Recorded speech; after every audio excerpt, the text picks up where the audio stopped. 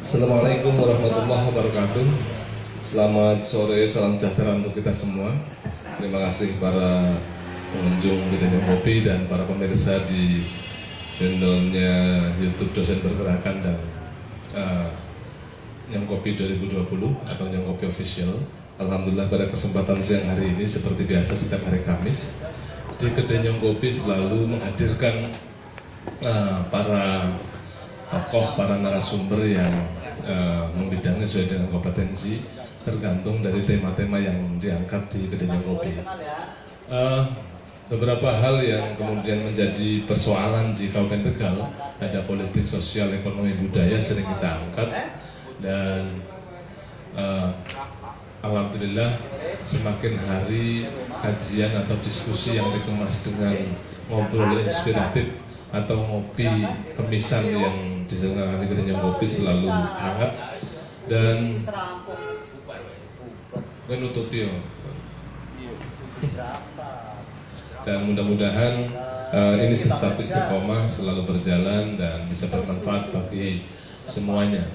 Siapapun kita tidak bisa menyimpulkan secara umum, tapi paling tidak ini menjadi edukasi atau bagian kajian yang bisa tersampaikan ke pihak-pihak yang memang membutuhkannya. Nah, pada kesempatan siang hari ini kita setelah Kamis kemarin kita libur sejenak dan sebelumnya kita mengangkat tema soal stunting yang menjadi peringkat kedua terbanyak di Jawa Tengah dengan persentase jumlah bayi yang terkena stunting 28%, yang data itu diambil dari Kementerian Kesehatan dan mudah-mudahan ke depan soal stunting itu bisa terselesaikan dengan baik. Dan pada kesempatan siang hari ini kita mengangkat tema soal membaca arah kebijakan Pemkab Tegal 2022 dan apakah kemudian sesuai dengan sudah akselerasi, sudah melakukan percepatan atau tidak, karena kita melihat bahwa pada RKPD 2022 yang diambil dari RPJMDes yang dibuat oleh Pemkab dari 5 tahun ke depan itu ada 3 arah kebijakan yang dilakukan oleh Pemkab Tegal. Percepatan, apakah ini sudah sesuai dengan harapan yang kemudian dilakukan percepatan atau tidak? Kita pengen melihat itu dari beberapa stakeholder, dari beberapa faktor, baik dari pendidikan, baik dari hasil riset atau penelitian, dan dari sisi perekonomian dan dari sisi budaya. Alhamdulillah pada kesempatan siang hari ini sudah hadir beberapa narasumber atau pemantik diskusi dari semua yang tadi disampaikan di pamflet sudah tersebar. Ada 4 faktor, 4 bagian yang kita undang. Mulai dari Dewan Pendidikan ada Pak Walidi, terima kasih Pak Walidi. Terus kemudian ada Ketua Dewan Riset Pak Haji Muslim, Ketua Kadin Pak Haji Amin, terus kemudian Ketua Dewan Kebudayaan Pak Agus Wardana. Baik, demi karena mempercepat waktu, karena sebenarnya kita akan mulai jam 2, cuma kebetulan biasa pan mulai jam Indonesia jam karet ya, orang banyak kan lo kan kayak terus ya. Ini sudah pada Kamis kali ini kita akan dipandu oleh Mas Samsul Falah dan Ki Sengkek. Jadi nanti kita akan mencoba mengurai tentang arah kebijakan yang dimiliki oleh Pemkab Tegal dari versi bapak-bapak yang nanti kita ada di depan. Silahkan Mas Samsul dan Ki Sengkek untuk memulai acara ini. Kita santai Pak. Mungkin kalau Pak Muslim berarti 2 kali ini ya Pak? 2 kali. Pak Walidi iya. Anggar Mas Awe wis hat-trick lah kira-kira. Oke Mas Batur, terima kasih untuk waktunya. Oke, standby. Oke sampean sing dua ide ya. Jadi kan yang berat loh. Oke, iya, saya juga mau bilang begitu karena pertama satu organisasi yang muncul sebagai penguat pembangunan daerah sebetulnya ini bagian dari yang kita undang nih. Karena mereka tuh kata nomor juga sudah mempersiapkan banyak. Betul. Saya banyak melihat Pak Profesor Musri juga. Profesor Musri banyak. Ini saya mau ucapin selamat dulu untuk Dokter Musli yang besok mau ujian terbuka. Ini luar biasa. Jadi kita punya narasumber 2 dokter gitu. Yang berkualitas. Yang sama Dokter Musli ya, alhamdulillah. Dan pasti siang hari ini bukan soal pengunjung yang banyak, tapi salah satu obrolan yang bermakna, kira-kira begitu gitu. Ya tadi minimalnya adalah istiqomah kita itu menjalankan diskusi gitu, bahwa Betul. Dari Mas Fatur Ya. sebuah tempat daerah yang baik itu ditandai dengan banyaknya diskusi di sana. Iklim intelektualitasnya dibangun gitu ya. Iya. Walaupun pojok-pojok kota, pojok-pojok lontrong-lontrong lah, ada spot-spot yang mendiskusikan tentang pemerintah Ya, kabupaten. harus ada letupan-letupan yang harus disampaikan. Betul. Dan ini juga tidak sebatas sampai di sini, kita seringkali kita juga menelurkan banyak hal yang bisa membuat ada konklusi dan sebagainya, membuat hasil gitu. Untuk kalau hari ini bicara tentang yang luar biasa. Oke, siap. Langsung aja kita panggil, kita suwuni. Pertama untuk kita persilakan ke depan Pak Amin, Pak Ketua Kadin. Pak Kadin, ya. monggo. Pak Haji, monggo. Kita persilakan tepuk tangan dulu buat Tepuk tangan untuk Ketua Kadin. Ini pati-pati jadi Ketua Kadin pasti sebenarnya sibuk ya. Punya banyak hal. Punya banyak yang sudah diurus, tapi alhamdulillah bisa berkenan untuk diskusi sore hari ini. Dan kemudian yang berikutnya Pak Dr. Musri dari Dewan Riset Daerah. Ini mitra dari Bapeda ya. Ini berapa beda? Jangan utek kayak permintaan Kabupaten Tegal ini DRD. Ya, bawa ide. Tapi yang kayak kita takon. Berikutnya dari Dewan Pendidikan Dr. Ketua Dewan Dr. Waidi. Silakan. Oh, emang pinter-pinternya Kabupaten Tegal ki. Asli. Barang mesti dikerok kan benar. Dan selanjutnya ketua kita ki. Ketua kita ada Mas Ahmad Agus Wardana dari Ketua Dewan Kebudayaan Kabupaten Tegal. Kabupaten. Ki paling bontot. Maksudnya anak nih Kabupaten Tegal paling bontot. Tapi ya paling enam juga lah. Paling enam. Apa filmnya? Oh ini apa? Oke, Pak Amin, kita lebih dulu saya tarik napas dulu. Soalnya ini temanya berat ini. Iya benar.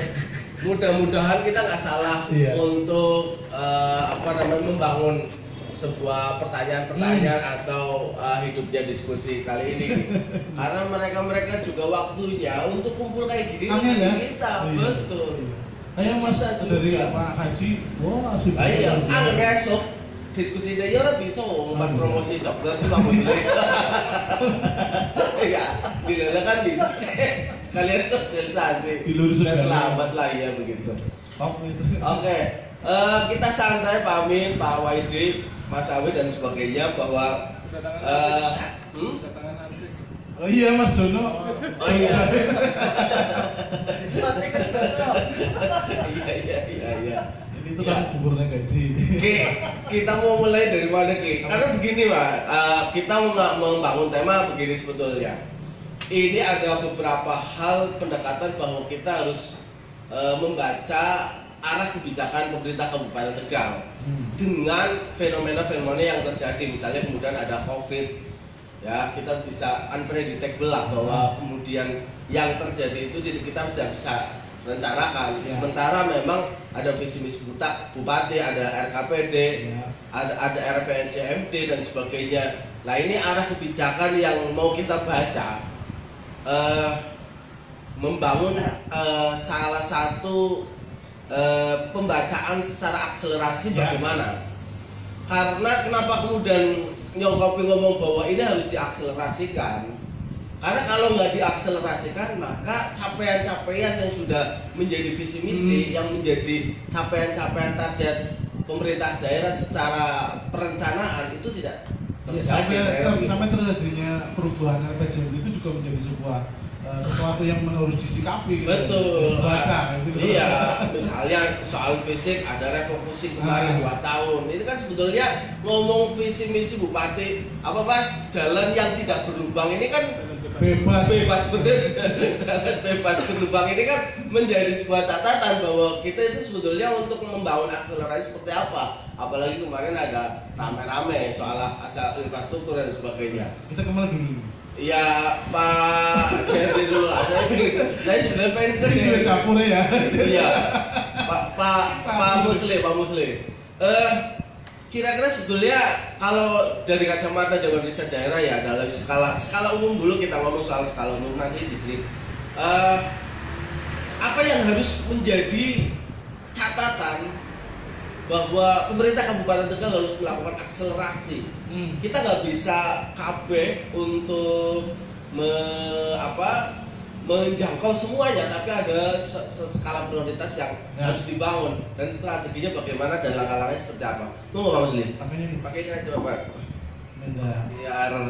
Iya. Iya, terima kasih. Terkait dengan kebijakan akselerasi ya, percepatan program pembangunan pemerintah daerah 2019-2024 yang sebenarnya itu menjadi bagian keberlangsungan dari pemerintah sebelumnya. Jadi kalau saya itu yang pertama menggunakan teori kausalitas ya.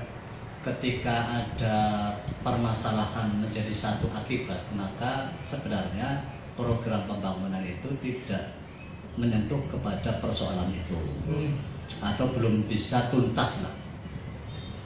Yang itu harus menjadi sebuah skala program. Yang kedua, skala program yang punya implikasi kepada masyarakat luas. Misalkan imbas dari COVID-19 itu banyak UKM yang kemudian gulung tikar. Sektor ekonomi mikro itu kemudian gulung tikar. Oleh ya. Maka itu perlu ada pemberdayaan. Misalkan salah satu contoh persoalan sampah. Ini kan menurut saya belum ada satu inovasi. Sampah yang sebenarnya tidak punya harga itu menjadi mahal harganya. Karena satu harus ada pengadaan lahan di TPA. Yang kedua transportasi. Jadi pengangkutan. Jadi sampah yang sebenarnya tidak ada harganya itu menjadi satu punya privilege. Punya keistimewaan, nilai tambah ya, karena harus ada biaya angkut, belum Pemda harus pengadaan truknya, belum ada pengadaan yang desa-desa itu motor yang roda 3 itu ya. Kemudian ada biaya yang setiap bulan itu pengangkutannya yang saya tahu itu 600.000 per orang. Itu kan menjadi mahal. Coba kemudian Pemda punya inisiatif yang inovasi, yang betul-betul membudayakan masyarakat. Jadi masyarakat itu karena ada program pengangkutan itu menjadi dia tidak berpikir, menjadi tidak inovatif. Coba kemudian pemerintah membuat satu pemberdayaan masyarakat supaya masyarakat itu punya budaya hidup bersih. Saya hampir setiap hari lah saya punya budaya bakar sampah. Karena saya tidak mau menambah beban yang ada di TPA.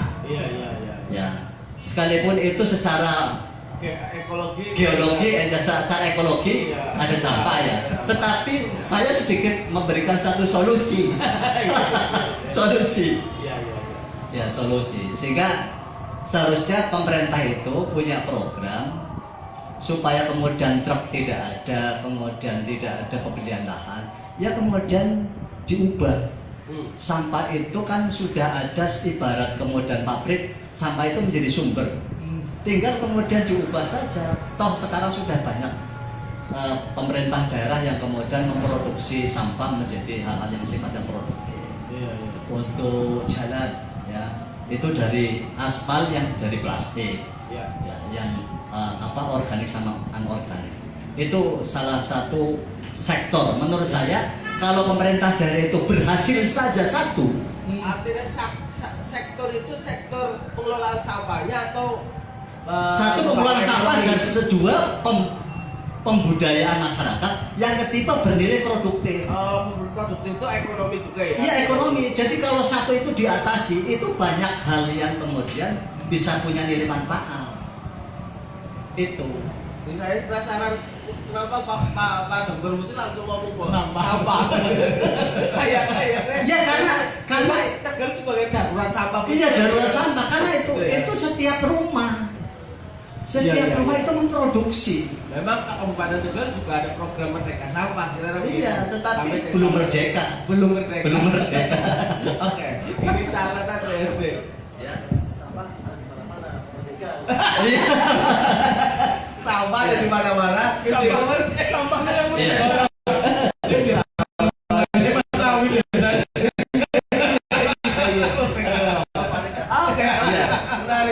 Ini satu ya.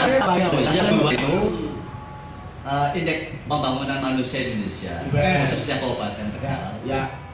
Itu di rata-rata kita baru masuk ke SMP kelas 1. Rata-rata sekolah ya? Ya, dari 1,6 juta jiwa itu baru masuk ke SMP kelas 1. Jauh ya? Jadi kalau di dalam stratifikasi sosial itu ada kelas upper, kelas middle, kelas lower. Tegal itu Lower ya? tingkatan lower. Iya. IPM-nya ya? Ya, sekalipun untuk level tingkat kabupaten provinsi dari 35 itu masuk IPM-nya sudah naik dari 33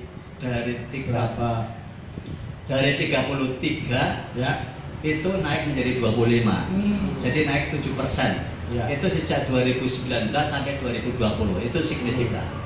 Tetapi di akhir 2020 kemiskinan naik 5%. Akibat pandemi ya. Jadi pandemi ini membuat orang merasa bangga jadi orang miskin. Karena banyaknya kunjungan bantuan, akhirnya merasa butuh jadi seorang orang miskin. Oke. Jadi Terus ya ada menurut saya itu dua ya. Jadi ya kata kuncinya menurut saya adalah apalagi nanti ada bonus demografi ya tahun 2020-30 ya. Itu bisa berdampak positif, bisa berdampak negatif ya. Berdampak positif bisa kemudian karena bonus demografi itu 60% adalah usia produktif. Betul. Tetapi resikonya dari 3 indikator itu, yang pertama adalah lamanya pendidikan, yang kedua lamanya hidup, yang ketiga itu adalah kemampuan daya beli. Jadi secara IPM itu orang boros sebenarnya baik. Orang boros. Ya, menurut ekonomi, kacamata ekonomi ini. boros itu naiknya IPM. Iya, naiknya IPM. Iya. Ya makanya kata-kata Gus Baha itu kenapa orang miskin itu anaknya banyak? Iya. Itu karena tidak ada kegiatan lain kecuali itu. Mau ke ATM tidak punya duit, mau belajar ke mall tidak punya duit, ya kegiatannya itu. Jadi cukup rasional. Karena ternyata orang miskin anaknya banyak. Ya. Oke. Yang kedua IPM itu berarti tadi usia produktif ya. Itu juga ada usia masa tua. Jadi orang pada tahun 2030 itu bisa tahun 80 tahun ke atas itu masih hidup. Ya. Apa? Penyakitnya apa? Ya karena sudah tahu tentang kesehatan, ya. Kemudian hidup sudah mapan, sehingga orang sudah bisa menghindari tentang stres ya, sehingga orang itu bisa hidup di atas angka 80 tahun. Ya. Itu resikonya juga menjadi beban pemerintah, ya. Karena pemerintah itu harus juga ngopeni mereka, ya usia-usia yang sudah tua tetapi masih hidup ya. Jompo lah, ya. lansia. Jadi pembangunan fisik.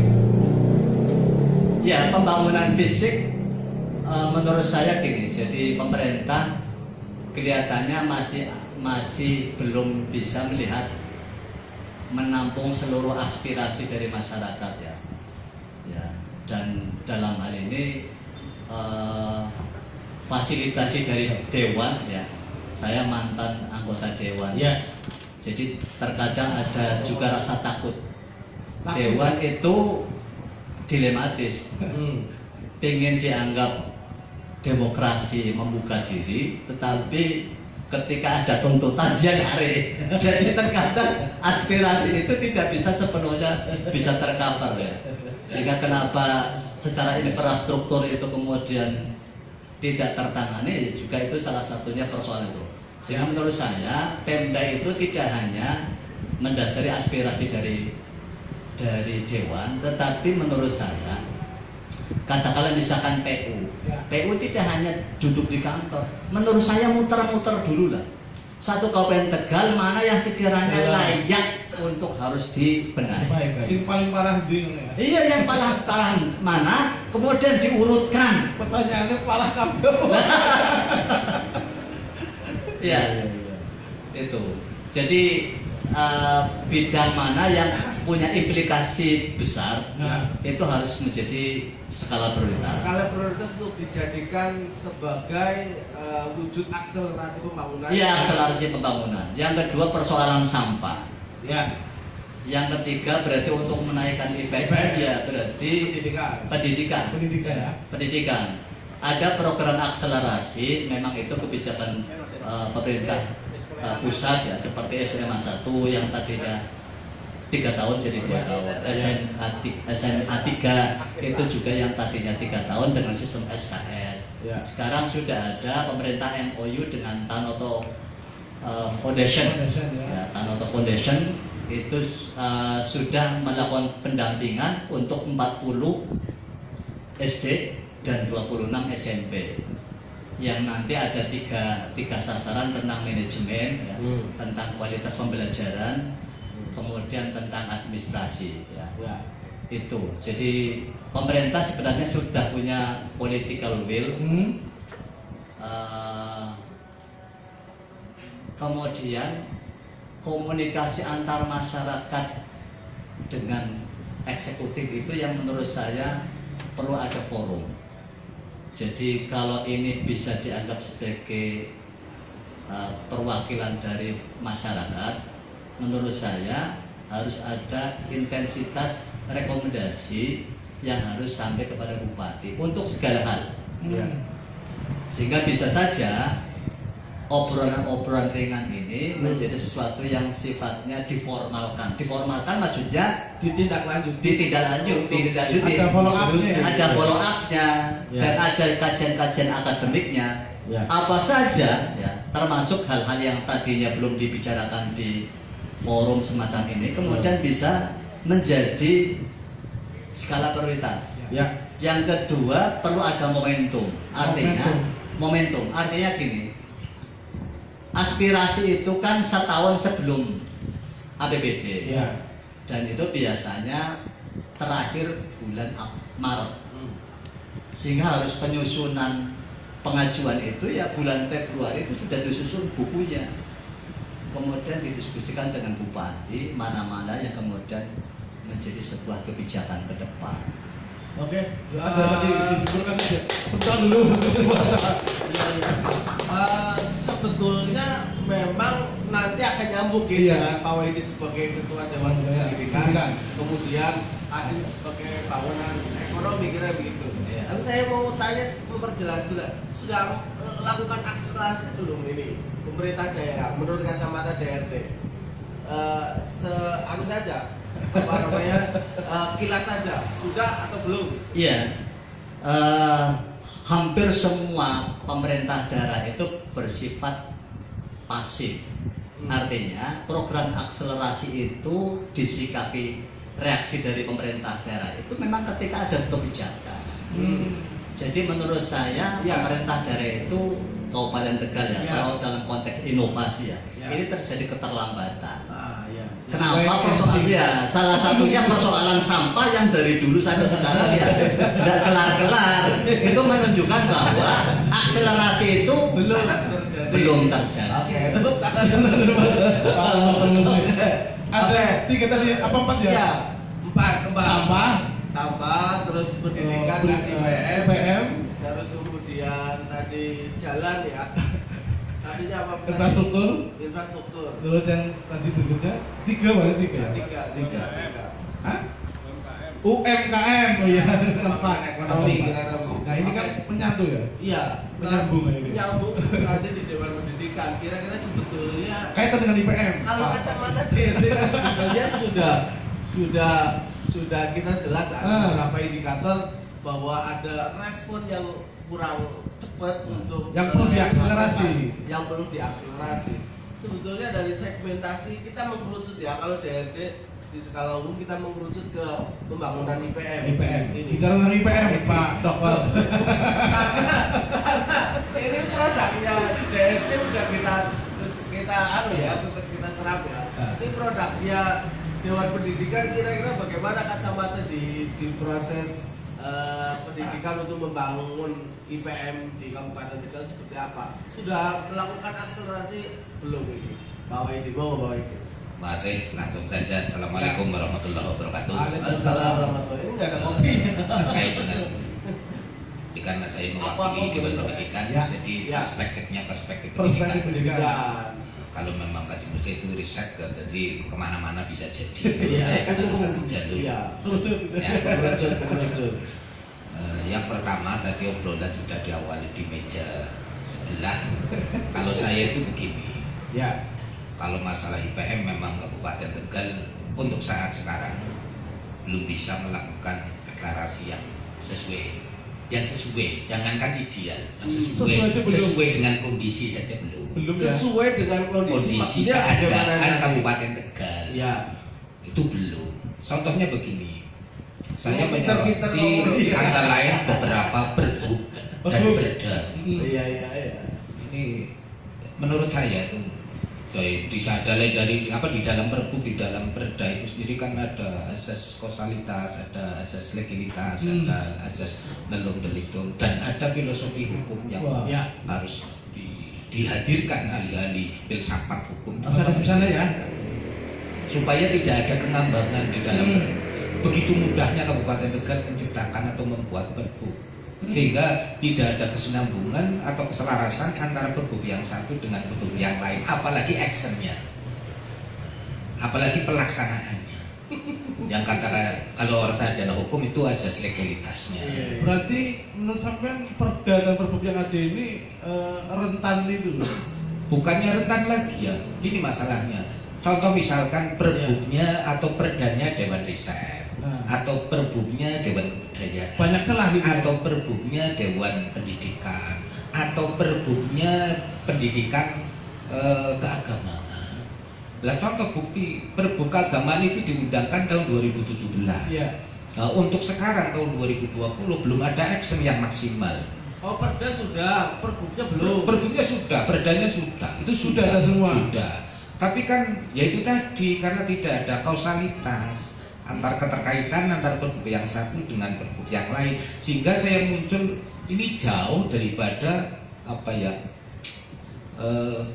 sustainable proses. berkelanjutan. Iya, sustainable process. Artinya banyak improvement. yang bertentangan ya, antara satu negara itu gimana? Bukannya bertentangan tapi tidak ada keselarasan. Tidak ada Keselarasan, kesambungan antara action dan penyusunannya itu katakanlah ada jarak. Ya. Sehingga untuk dikritisi itu sangat lemah sekali. Maka saya itu hanya punya ini gambaran. Ini yang pertama, yang gambaran aja lah. Staf-staf ahli itu memang harus dihadirkan tidak hanya dari katakanlah orang-orang yang terdekat pemangku kebijakan, tapi ya cobalah kita mensortir atau melihat atau mempotret Kabupaten Tegal yang sekiranya punya kapasitas ke sana siapa. Itu mungkin nanti akan ada beda lah. Akan ada beda dengan yang sekarang. Sekarang tim ahli ya itu tadi atau staf ahli itu ya bukan saya merendahkan staf ahli, bukan. Saya ingat betul pada waktu rapat di Gedung Gadani dengan Dewan Kebudayaan. Katakanlah ngomongnya terlalu aurat. Apakah pernah melihat atau jalan-jalan di mana ya Pak ya? Itu sampai seperti itu. Itu kan karena tidak ada kemauan untuk membuat Pergub sedemikian rupa. Aurat. Itu yang kedua. Yang ketiga, ini masalah saya karena Dewan Pendidikan tentunya kita akan mengawinkan antara Pergub dan kebijakan Kementerian Pendidikan supaya ada sebuah kesinambungan atau keselarasan. Nah sekarang di kementerian itu sudah menelurkan, sudah menggaungkan yang namanya kurikulum Merdeka Belajar. Nah di sini masih menggunakan KTSP. Tidak akan pernah ketemu. Sehingga muncul informasi dari Kementerian Kebudayaan bahwa guru-guru yang sekarang sudah hampir tidurnya nyaman karena mendapatkan sertifikasi, tapi sertifikasinya akan terkurangi tak kala jam mengajarnya 24 jam tidak terpenuhi, dengan sendirinya dia akan out dari menurun ya, akan hilang, akreditasinya akan hilang. Lah tentu ini harus Pemda, terutama Dinas Pendidikan harus mencari terobosan supaya tidak ada korban-korban guru-guru. Katakanlah kalau negeri sudah oke lah, katakanlah sudah dapat gaji pokok. Kalau yang swasta yang dapat akreditasi, yang dapat sertifikasi terusan hilang. Nah, ini nanti akan teriak. Untuk saat sekarang belum, mungkin 2-3 tahun ke depan rame. Jamnya itu berkurang. Ini harus dilakukan preventif terhadap dinas pendidikan atau di skala pemerintah daerah gitu ya. Ya itu tadi apa yang dikatakan Pak Haji Musli ya, di dalam dunia pendidikan pun harus ada inovasi. Harus ada inovasi. Bagaimana cara guru-guru swasta yang posisi hari ini sudah tersertifikasi supaya tidak kehilangan nilai sertifikasinya itu. Harus digunakan yang namanya itu tadi kurikulum belajar Merdeka Belajar itu harus menggunakan itu, karena sebenarnya banyak sekali. Kalau kurikulumnya harus Merdeka Belajar, harus ada pelatihan bagi guru untuk bisa melaksanakan kurikulum Merdeka Belajar. Kalau pelatihan itu hal yang gampang, itu hanya terjadwalkan.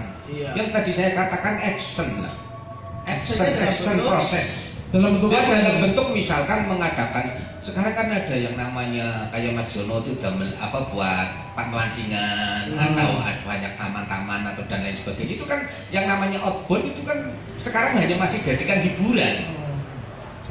Pendidikan yang di luar kelas itu kan hanya dijadikan hiburan, piknik lah. Iya, piknik itu bahasa. Punya piknik. Nah sekarang coba kita dibuat, di mindset sedemikian rupa supaya itu memiliki nilai untuk sebagai pemenuhan strata belajar. Supaya di situ ada jamnya, bahkan jam piknik itu bisa 2-3 jam dalam 1 minggu. Itu kan luar biasa sekali. Oke, kita tangkap untuk inovasi ini ya. Bagian dari akselerasi tadi bahwa harus ada inovasi. Harus ada inovasi Action yang dilakukan oleh pemerintah daerah terhadap dunia pendidikan. Tapi saya juga akan menyoroti soal tadi apa yang dikatakan Pak Musli, bahwa angka pendidikan di Kabupaten Tegal ini dilihat dari IPM-nya rata-ratanya lulusan SMP. Ini yang harus SMP kelas 1 bahkan bukan lulusan SMP. Ini yang harus menjadi catatan dan sorotan bahwa bentuk akselerasi seperti apa yang harus dilakukan oleh pemerintah daerah sehingga dalam kategori meningkatkan kesejahteraan ngomong soal IPM. Sebagai ya, memang IPN itu adalah satu ukuran yang sudah horizontal harus diakui. Betul. IPN itu ukuran barometer rata-rata di beberapa daerah. Memang Kabupaten Tegal ya dari segi IPM memang ya terendah di KKA, di atasnya Brebes lah, masih di atasnya Brebes, ya tidak bisa menunjukkan angka, tapi yang jelas Tegal itu di atasnya, masih di atasnya Brebes. Lah, yang saya harapkan untuk IPN di Kabupaten Tegal lah, ya kalau Pak Mukajmus kan berpedoman riset, kalau saya kan berdasarkan data dan datanya saya dari dinas pendidikan, bukan dari kita, karena kita tidak punya tidak punya roh lah. Saya tidak punya roh, hanya sebagai badan atau sebagai lembaga, tetapi tidak punya roh. Satu saat ya hanya bisa memberikan rekomendasi. Tidak yang punya jelas roh tidak punya anggaran juga. Ya anggaran ya ada, tapi ya untuk kopi untuk satu hari kopi ya insya Allah 1 bulan ya habis. Kopi saja habis lah. Untuk Dewan Pendidikan jangankan anggotanya, orang ketuanya saja untuk kopi 1 kali setiap hari pasti habis. Buru-buru dengan taktis ya, Pak. Taksirkan sendiri lah. Maka saya katakan sama teman-teman, saya punya filsafat Jawa setengah agama ya, laisal kulus ya pahwal mangkus gitu loh. Apapun ya akan seperti itu. Ulangan Jono Kita bisa agresif, kita bisa semangat tatkala didukung oleh finansial lah. Nah, soal IPM ya memang untuk Kabupaten Tegal. Tapi kan di pemerintah, kalau saya mau jawab ya, bahwa pemerintah daerah kan punya program yang namanya Youth Sekolah Money. Itu kan juga termasuk bagian dari strategi akselerasi untuk mempercepat menaikkan IPM itu. Itu yang saya katakan. Youth Sekolah Money kan aslinya seharusnya kan harus ada perbumnya dan harus ada perdanya. Emang belum ya? Bukan hanya slogan. Belum ya? Belum ada ya? Ya itu sampai hari ini belum ada. Sampai hari ini saya belum punya tembusan. Dan itu kan yang saya katakan dari tadi, penyusunan perbuk atau perda, yuk coba dibicarakan, syukur-syukur memperhatikan hal lain. Minimal ngejak Dewan Pendidikan. Ya bukan Dewan Pendidikan, belum tentu Dewan Pendidikan. Kalau hanya sekedar Dewan Pendidikan nanti ya ilustrasinya kan sampai sekarang pernah diajak ngobrol soal Youth Sekolah Money nggak Dewan Pendidikan ini? Ya kalau saya menjawab berarti saya sudah bisa pernah diajak sekarang. Orang pernah berarti. Ya tapi kan ini loh, kan katanya Dewan Pendidikan. Rekomendasi yang sudah diberikan oleh diberikan kepada dalam hal ini pemerintah, dalam hal ini dinas pendidikan, seperti apa? Pernah menyampaikan saya mulai 2019 sampai sekarang 2022 pernah memberikan rekomendasi 1 kali. Yang pertama adalah untuk pengawasan atau asesmen dari Dewan Pendidikan untuk dilakukan. Yang kedua untuk mengurangi angka IPM itu di Kabupaten Tegal. Terusan yang ketiga, penguatan komite sekolah dari semua tingkatan. Penguatan komite sekolah. Dalam bentuk apa itu? Dalam bentuk segalanya. Sekarang kan pendidikan SD, SMP, terusan SMA atau SMK, antara kepala sekolah dan komite kan tidak harmonis. Nah maka yang komite oleh oleh kan mungkin merasakan tidak semua diajak bicara sama kepala sekolahnya kan itu hanya sekedar kalau ada undangan itu pun kalau mungkin kepala sekolahnya ingat, kalau nggak ingat kan mungkin nggak diundang. Kaitan dengan tadi, bentar Pak. Kaitan dengan kaitan dengan tadi bahwa ada bom waktu yang sudah mulai menyala dengan tadi jam belajar yang berkurang tahun 2-3 tahun mendatang itu akan menjadi sesuatu yang meledak. Sudah pernah disampaikan belum ke dinas pendidikan? Ya itu tadi ya saya sampaikan, untuk katakanlah kondensi saja ya kita ya Yunjewu ya, saya bukannya apa-apa, kadang-kadang saya ingin ketemu, tapi kalau misalkan ketemunya dengan katakanlah misalkan Kabin Bekasi kan katakanlah tidak bisa memberikan jawaban yang memuaskan si penanya karena tidak punya kebijakan. Misalkan begini, misalkan contohnya ya banyak hal ini terkait dengan proses pendidikan saja lah, jangan dengan pembangunan. Kalau pembangunan misalkan berapa sih anggaran untuk biaya bangunan SD, SMP, SMA, berapa sih? Saya tidak bisa menjawab. Jadi sebetulnya bisa ya Dewan Pendidikan. Tidak bisa menjawab. Enggak, artinya Dewan pengawasan dalam sektor. Seharusnya semuanya diawasi, tapi kan saya tidak pernah tahu porsinya, tahu-tahu dari media. Kalau saya dari media kan saya tabayun lah bahasa agamanya tabayun. Tapi sebenarnya punya kewenangan itu ya. Ya punya pengawas. Ya, harus jelaskan. Ya, tepuk tangan. Wah ini. Kira baru nangkap doa. Analisisnya tajam loh. Iya. Ini kita bukan dalam rangka untuk like and dislike ya, tapi ini metode. Bukan juga untuk menjustifikasi, bukan. Bukan untuk justifikasi, kita metodologis dan pasti sebagai sebuah PR untuk kemudian rekomendasi secara spesifik. Ini kita ke Kadin sebelum ke masalah kita ke Kadin. Kita langsung spesifikasi kalau Dewan Pendidikan kita bicara pendidikan kita mesti bahwa ada sektor pendidikan yang harus menjadi skala prioritas percepatan. Ekonomi juga termasuk di bacaan DRD menjadi skala prioritas percepatan. Pertanyaan yang paling utama sudah melakukan akselerasi ya, dan bagaimana bukti-buktinya? Apa yang menjadi spirit pemerintah Kabupaten Tegal? Yang sudah dilakukan PEM ini sudah ada akselerasi dari begini. Kacamata Kadin. Monggo Pak. Baik, Assalamualaikum warahmatullahi wabarakatuh. Terima kasih nih di kesempatan ngobrol sambil ngopi ya. Kopi bro. Iya, anak Kadin orang penak kok pengusaha. Ngopinya mentah-mentah, bungkus. Kopi deh, kopi. Saya sudah ke situ mau mau mendengarkan sebetulnya. Ngomong Ya ngomong juga. Ini kan senior saya semua ini.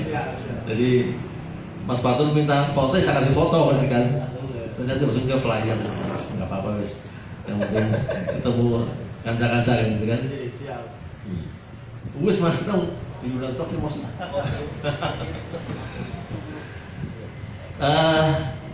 Jadi tadi tentang sudahkah akselerasi, sudah akselerasikah kan?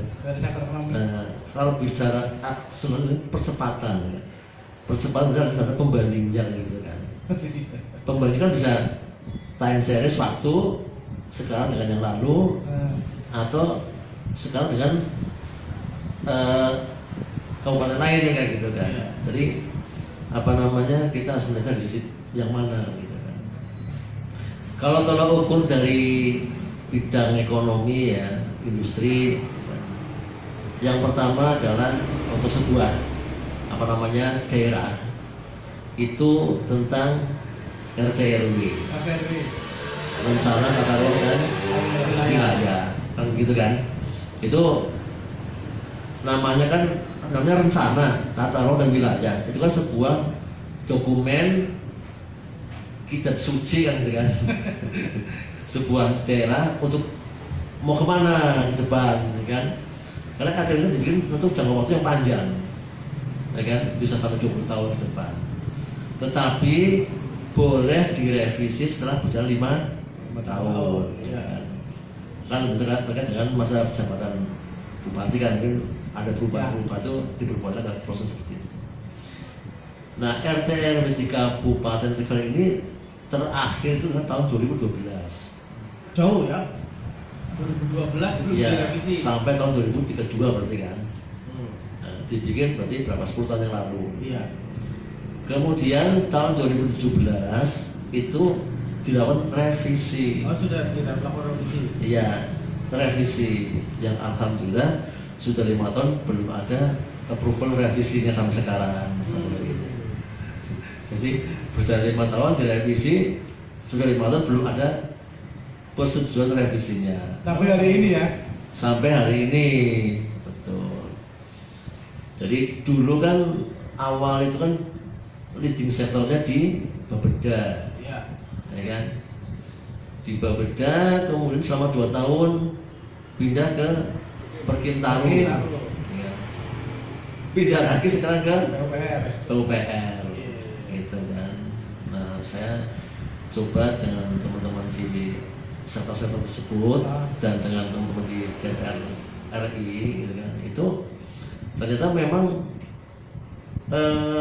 tidak ada keseriusan saat itu soal untuk mengawal, gitu. Kemarin waktu sebentar ya, kemarin waktu diskusi di sini dari PUPR itu sudah kan katanya itu mengusahakan bagaimana itu bisa turun, berarti sampai hari ini belum turun ya? Belum ya? Belum. Contoh saja misalkan Brebes itu sama tahun 2017 mengajukan revisi RTRW. 2 tahun selesai. Tahun 2019. Brebes 2 tahun selesai. Padahal kan saya juga ada yang namanya kawasan industri juga kan. Ya. Artinya lebih kompleks gitu, ya kan. Di sini kan yang ada kawasan peruntukan industri, ya, KPI kan. Nah, ini akhirnya karena kemudian ada kebentuk dengan undang-undang cipta kerja dan segalanya semua berubah kan, gitu kan. Artinya banyak yang direvisi. Kemudian adanya terakhir adanya perpres RSD, lahan sawah yang dilindungi. Itu jadi masalah lagi di situ, kan. Yang harusnya Kabupaten Tegal itu nggak boleh dikuningkan sekian puluh ribu hektar, ya kan. Tetapi kan ini menyangkut masalah memang untuk ketahanan pangan pertanian. Pertanian. Nah, sampai sekarang ini masih dikejar. Harapannya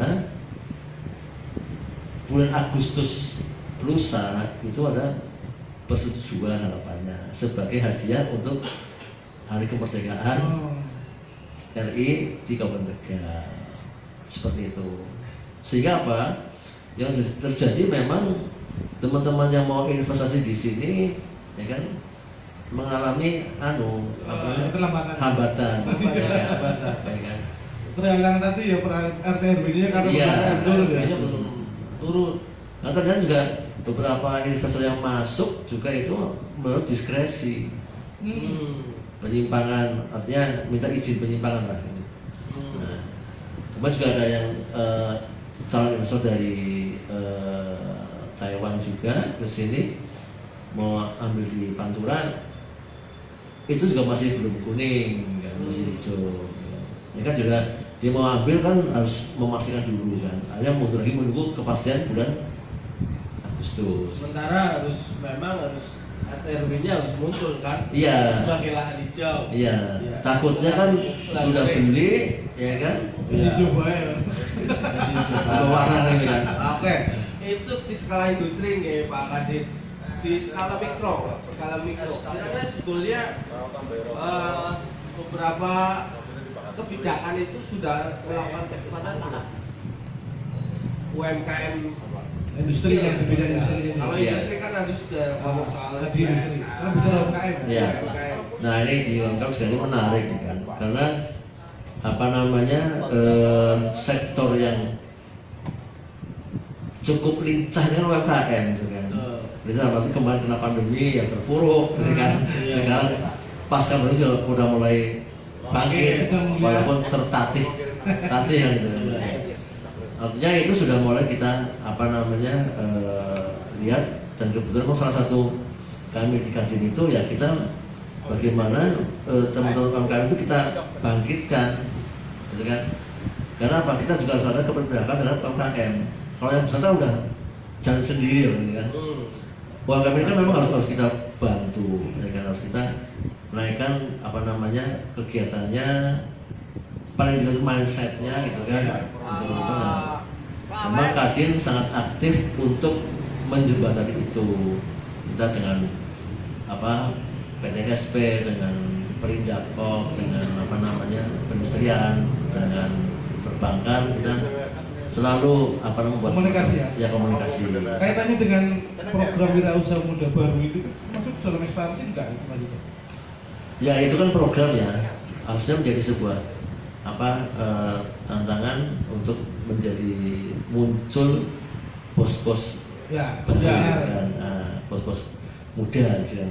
Itu bagus juga sebagai sebuah program untuk menaikkan animo. Berarti masuk dalam akselerasi juga itu ya? Ya itu salah satu yang menurut saya perlu dikembangkan lebih besar lagi. Karena kan itu kan dulu di bawahnya Bapeda, sekarang di bawah Porapal. Ya, Porapal. Iya. Oke. Saya melihat beberapa catatan yang paling krusial adalah bagaimana ketika kemudian RTRW harus sebagai landasan, karena itu memang tidak bisa menjadi persyaratan dunia usaha untuk memulainya, bahwa ada RTRW yang turun gitu ya, yang menjadi dasar mereka itu untuk berubah gitu ya. Satu itu RTRW, berikutnya kaitan dengan UMKM. Termasuk jalan lubang nggak?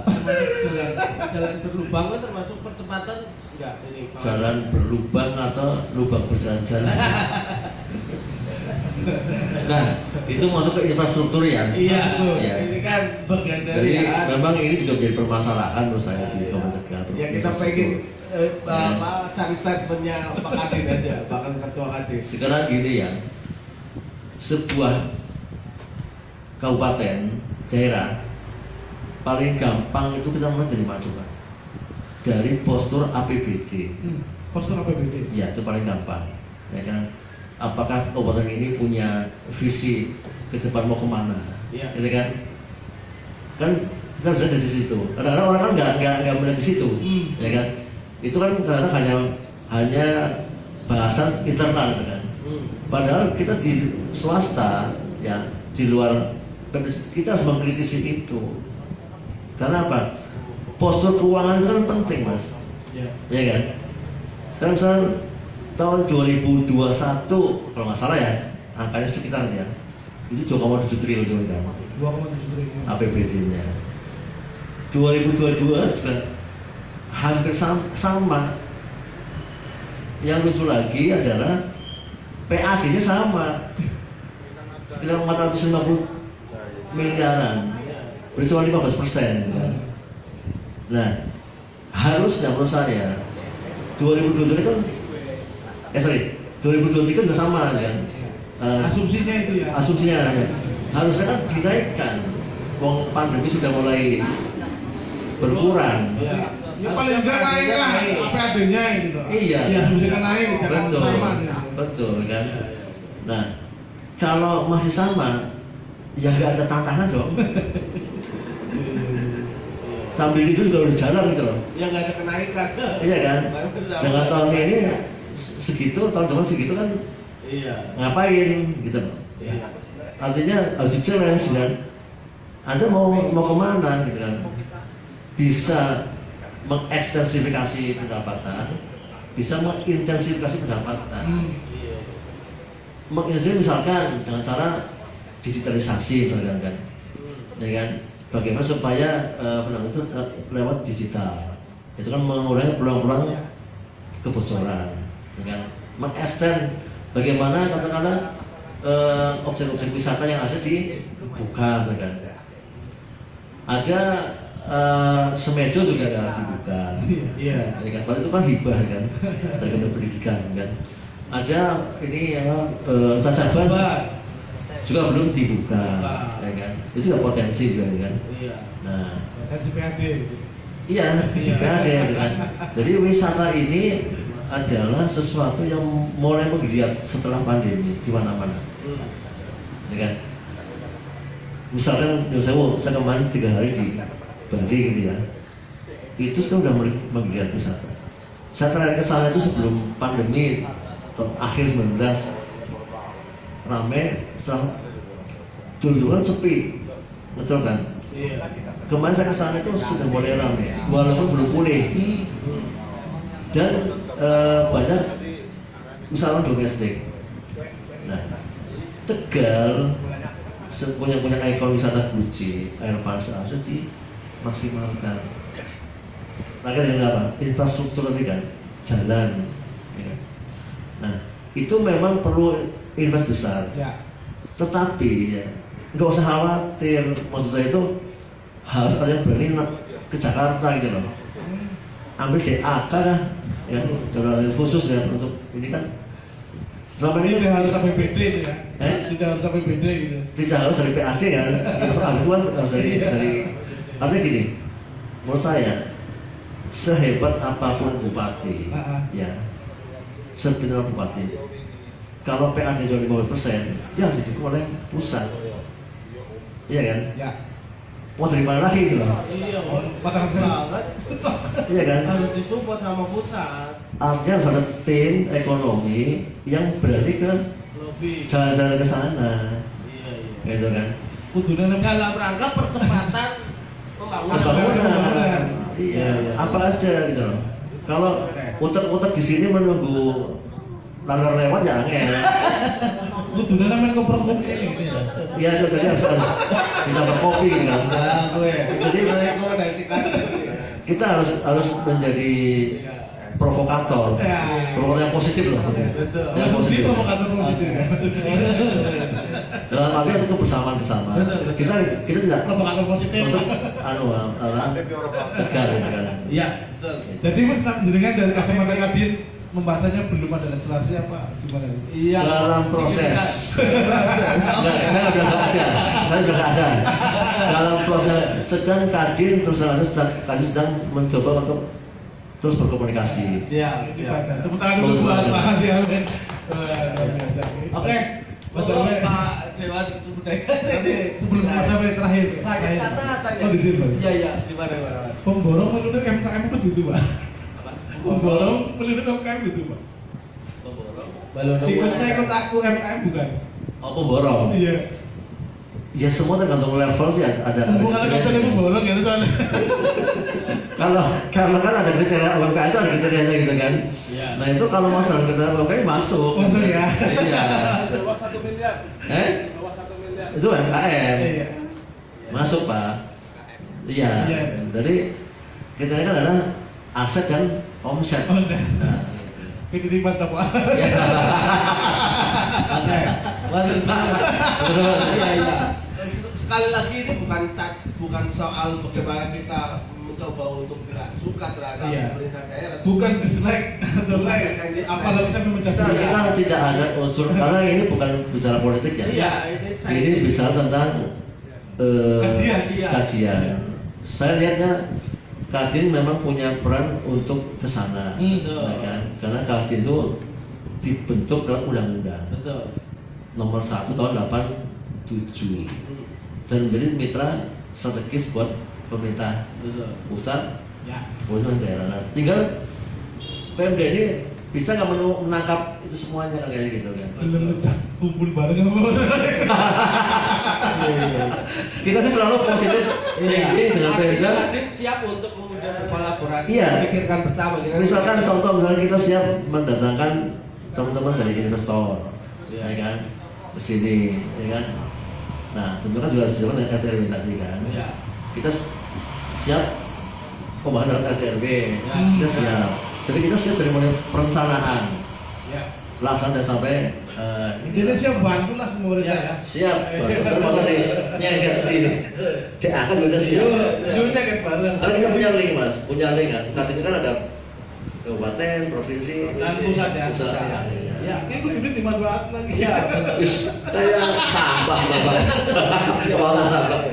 Oke, Pak Dusun, Pak Dusun. Tepuk tangan buat Pak Hadi Amin. Ini Dewan Kebudayaan Jenjera sendiri teluk-teluknya bisa menyangkut soal kebudayaan, begitu. Tapi bahwa kemudian kita mau bicara akselerasi kebudayaan, tapi dalam perspektif mindset dan pola pikir pemerintah daerah ngomong soal akselerasi, Mas Awe. Bukan hanya lantas bahwa ada segmen kebudayaan yang belum diakselerasi itu nanti lain, tapi bahwa sebetulnya mindset pola pikir pemerintah daerah dalam ngomong soal akselerasi daerah, akselerasi pembangunan itu seberapa jauh sih, Mas Awe? Bisa frekuensi betul. Iya, betul. Jangan-jangan mindset seperti anak barangnya. Kita balik nanti ke daerah lagi. Dari segi budaya. Ya, saya kritik. Assalamualaikum warahmatullahi wabarakatuh. Waalaikumsalam. Yang saya hormati Pak Muslim, Pak Waidi, Pak Amin, senior saya, aslinya isimnya Nom daerah. lembaganya juga paling muda. SK tapi semudah ya. Alhamdulillah. Tapi lu dijumur. SK semudah soalnya. Tapi lu dijumur. Mas, kayak sekretaris, wakil hadiah, jadi gampang ngomongnya. Baik, yang saya hormati juga Om Hartono, owner Nyong Kopi, dan teman-teman semua. Mas Pula, selamat sore Mas. Terima kasih atas kesempatan yang diberikan. Sejak kemarin diminta Mas Fatur, terus dikasih bahan. Sejak itu juga saya bingung sebenarnya membaca arah kebijakan Pemda. Yang disuruh baca siapa ya? Ini yang disuruh baca kita berempat atau semua yang ada di sini atau siapa Mas? Ya pemantiknya berempat. Nah iya, ini yang disuruh baca siapa gitu loh. Jangan-jangan yang bikin kebijakan juga nggak bisa baca gitu loh. Apalagi yang di sini yang kita di sini itu loh. Kalau saya untuk tema ini akan saya sampaikan Padahal kayak yang Amin ya. Sumber mereka sampah. kalau membaca arah kebijakan Ya. saya tidak mampu membacanya gitu. Karena makin kesini Makin orang benar. idealisme pembangunannya nggak ketemu saya bacanya gitu loh. Berarti bisa baca Mas. Ya nggak ketemu dibacanya arah ngulon ngalor gitu kelihatan nggak ngerti gitu loh. Nah itu berkaitan sama tema. Ya. Tapi begitu saya mendengarkan yang disampaikan senior-senior, wah ini pembicaraannya jadi enak gitu. Iya. Kamu Mas. Ada hal yang idealisme yang saya sebagai baik pribadi maupun ketua Dewan Kebudayaan kita tidak mengerti Tegal Itu dia apa? mau jadi apa. Kita itu kita semua termasuk yang ada pemerintahan sana, karena jangan-jangan baik eksekutif legislatifnya juga nggak ngerti mau bawa kemana gitu dan nggak sadar kalau beliau-beliau itu pemimpin pemerintah daerah Kabupaten Tegal. Jadi wajar kalau kita pun hari ini membahasnya seperti itu. Karena saya agak konkret menyampaikan begini. Pola pemerintahan hari ini, katakanlah ASN. Manajemen pemerintahan itu sudah tidak terarah sejak entah sejak kapan. Karena begini, ASN itu pemimpinnya bukan cuma bupati, tapi pemimpinnya banyak. Banyak. Kalau lebih dari satu ya banyak, dua atau tiga ya. Kita harus terbuka menyampaikan itu. Anda kepala dinas bisa jadi yang ngatur Anda bukan cuma bupati. Masalahnya di situ. Anak raja kecil lagi Mau kelasnya raja, mau kelasnya pegawai ya lagi. Sing penting bisa ngatur kepala dinas. Sehingga ini ada idealisme yang harus kita bahas. Jadi ketika bicara akselerasi yang mau dilaksanakan bahasan yang mana gitu. Bicara struktur APBD tadi Pak Amin juga sudah sampaikan. Mumet lihat struktur APBD kita hari ini. Saya pernah di pegawai negeri 20 tahun. Di bagian yang nyari duit. Sehingga keluar itu salah satunya saya punya motivasi bagaimana sih apa sih yang dilakukan oleh apapun entah pemangku kebijakan, entah instansi, entah swasta dalam menggunakan anggaran. Karena saya tahunya hanya bagaimana masukkan uang ke negara, Pak. Kita ada motivasi ada benar loh. Jadi motivasi awal pengen tahu kan gitu ya, bagaimana pola penggunaan anggaran. Secara informasi, suka tidak suka, politik Indonesia berubah. Ketika politik yang kemudian dikuasai oleh seseorang menjadi politik yang dikuasai oleh kelompok. Itu tidak cuma terjadi di pusat, tapi merambah sampai ke daerah. Otonomi daerah itu adalah implikasi dari banyaknya kelompok yang mengatur negara ini. Boleh partai, boleh kelompok masyarakat, boleh apapun kelompok masyarakat, itu sudah mengatur pemerintahan. Termasuk oligarki. Itu yang saya sampaikan tadi bahwa bosnya ASN itu juga cuma satu. Gitu. Ngatur pimpin caranya pokil kemen kabeh. ASN itu nggak salah menurut saya. Iya. Karena polanya harus menyesuaikan seperti itu. Karena yang mindahin ASN kadang-kadang bukan kuasanya cuma kuasa bupati, kuasa kelompok-kelompok itu juga gitu loh. Ya ekonomi kanan mas. Kalau kita cuma bicara Tegal ya kene, tapi bicara sebelah ya. Salah satu ekses ekonomi daerah yang mungkin harus kita bahas lebih besar gitu ya. Nah berikutnya, menemukan arah itu menjadi absurd ketika pola ini tidak diselesaikan. Tetapi tidak juga kemudian kita tidak berpegang pada kepemimpinan yang absolut. Artinya harus ada pola yang mudah-mudahan ini sebuah pelajaran juga untuk langkah ke depan. Jadi sudah absolut, sudah menyebar, akhirnya kita ketemu bagaimana Indonesia ini dipimpin gitu. Kalau bicara masalah absurd mas, ada yang namanya RPJMD, ada yang namanya RKPD. Ini kan dari sebuah apa yang namanya acuan dari pemerintah itu dalam bergerak baik dalam bidang bangunan maupun yang lain. Begini mas, yang saya sampaikan, sampaikan itu, ya. Itu yang saya maksud. Jangan-jangan yang bikin jangan ngerti. Agak banget. Iya. Sing gawe aja. Sing gawe aja jangan-jangan nggak banget gitu. Perlu Pak Waidi, perlu Pak Muslim. Iya itu maksud saya begitu. Jangan cuma dibikin habis itu kan urip dewek ya Pak. Saya ngomong begitu sudah merasakan Pak baru 3 bulan ini. Jadi berikutnya saya sudah pernah, saya lupa. Saya dengan dinas yang jadi letensi atau saya pun secara terbuka saya sudah sampaikan. Berarti karena sudah dapat SK Pak Daniel. Ketika dinas atau pemerintahan daerah butuh dewan kebudayaan, kita siap. Tapi kalau nggak butuh, ya udah kita jalan sendiri gitu loh. Pertanyaannya dibutuhin apa?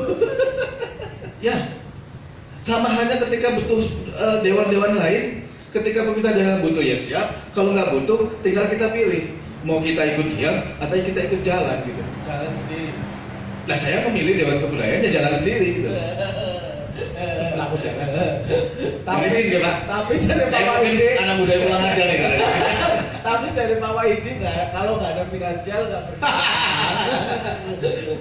Ya memang betul. Memang betul. Finansial itu nomor 5. 1-4-nya masalah gitu loh. Nah, saya sudah berjalan kita Dewan Kebudayaan 4 hari, 4 bulan, 4 bulan lebih mau 5 bulan, ngurusin yang namanya urusan bagaimana penggunaan gedung rakyat sama hari ini nggak selesai sama dinas pendidikan gitu loh. Karena tidak punya pola di sana Pak, tidak punya pola. Ini saya dari sekian banyak, saya mau sampaikan ini barusan nih 2 minggu yang lalu ada dinas arsip dan perpus mau ada kegiatan ceritanya pameran buku punya anggaran sekian juta,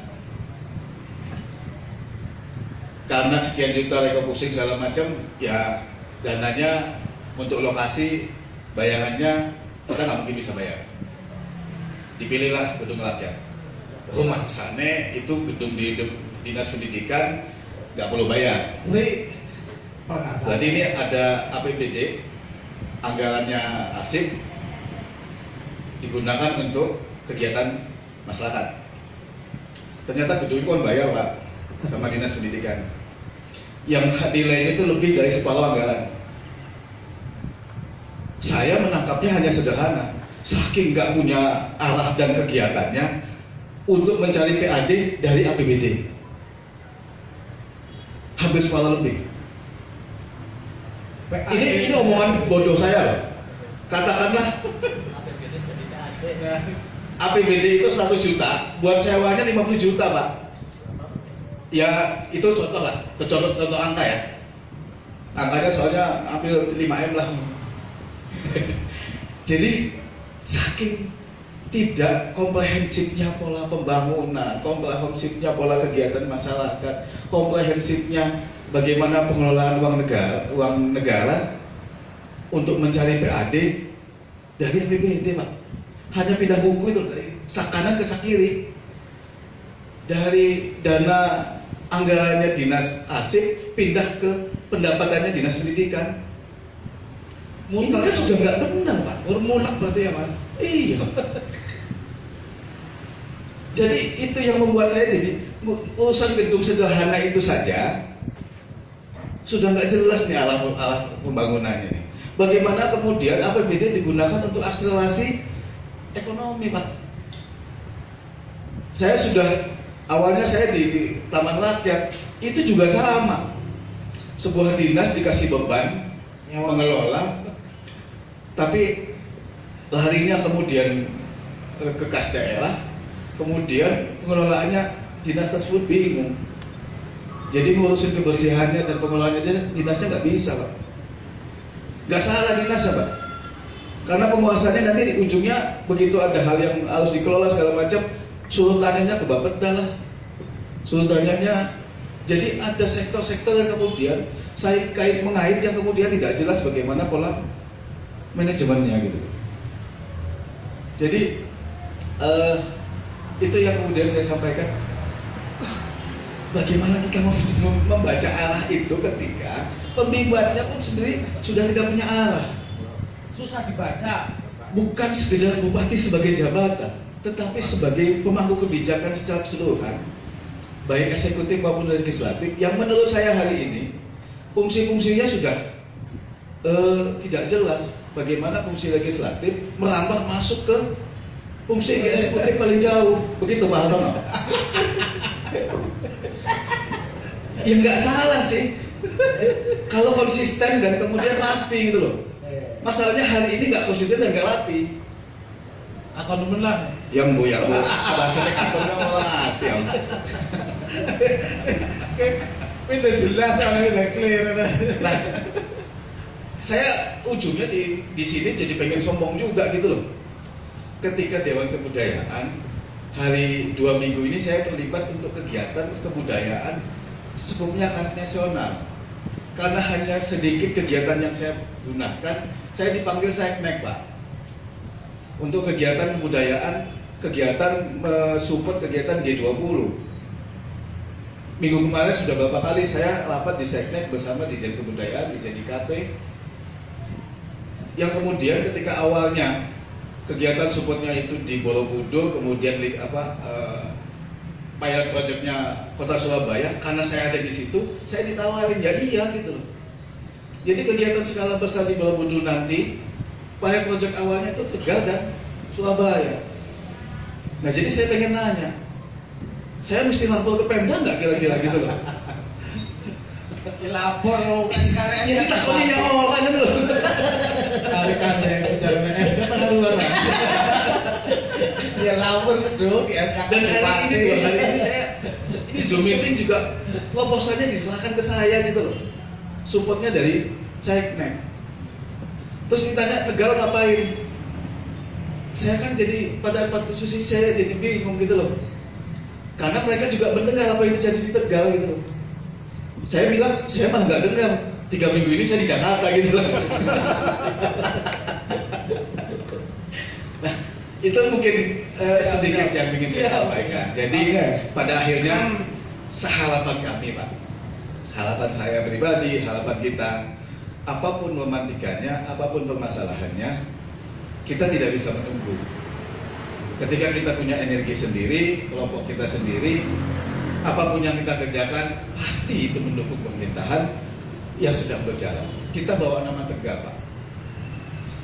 Dewan Riset kah, Dewan Pendidik kah, IKADIN kah, ujungnya energi kita hari ini di sini berharap iya, tapi kalau kemudian tidak ada apa-apa, ayo kita genit, kita bangkitkan energi yang ada di kitanya gitu loh. Ya. Jadi kita tidak stuck. Betul. Jadi harapan baiknya begitu. Mungkin itu dulu ya Mas. Oke. Terima kasih. Tahan dulu Mas Awe. Ya bicara tentang kebudayaan memang seperti itu. Menyeluruh ya. Menyeluruh. Iya. Tidak ada ruang dan batas yang Ya, bisa yang secara dibatasi. aktif ya. Karena Tapi, tadi termasuk iya. pola pikir dari ASN yang menjadi sorotan dari Mas Awe juga ada rancunya lembaga legislatif dan sekutunya rancu anak legislatif ngatur pokir dan sebagainya. Iya. Sampai ke tidak tuntas. Artinya begini, artinya apakah sudah melakukan akselerasi kah? Jawabannya adalah bingung. Itu bagian dari jawaban itu sendiri. Bagian dari pembacaan juga dulu. Bagian dari pembacaan dan dewan kebudayaan. Betul. Oke, kita Ke audiens. Pak Hartono, Pak Hartono.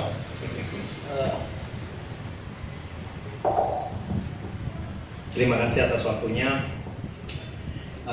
Ini mantan dewan akhir kira-kira. Saya ucapkan banyak terima kasih kepada para narasumber. Maju lagi Pak, biar nggak ngingin. Oh iya,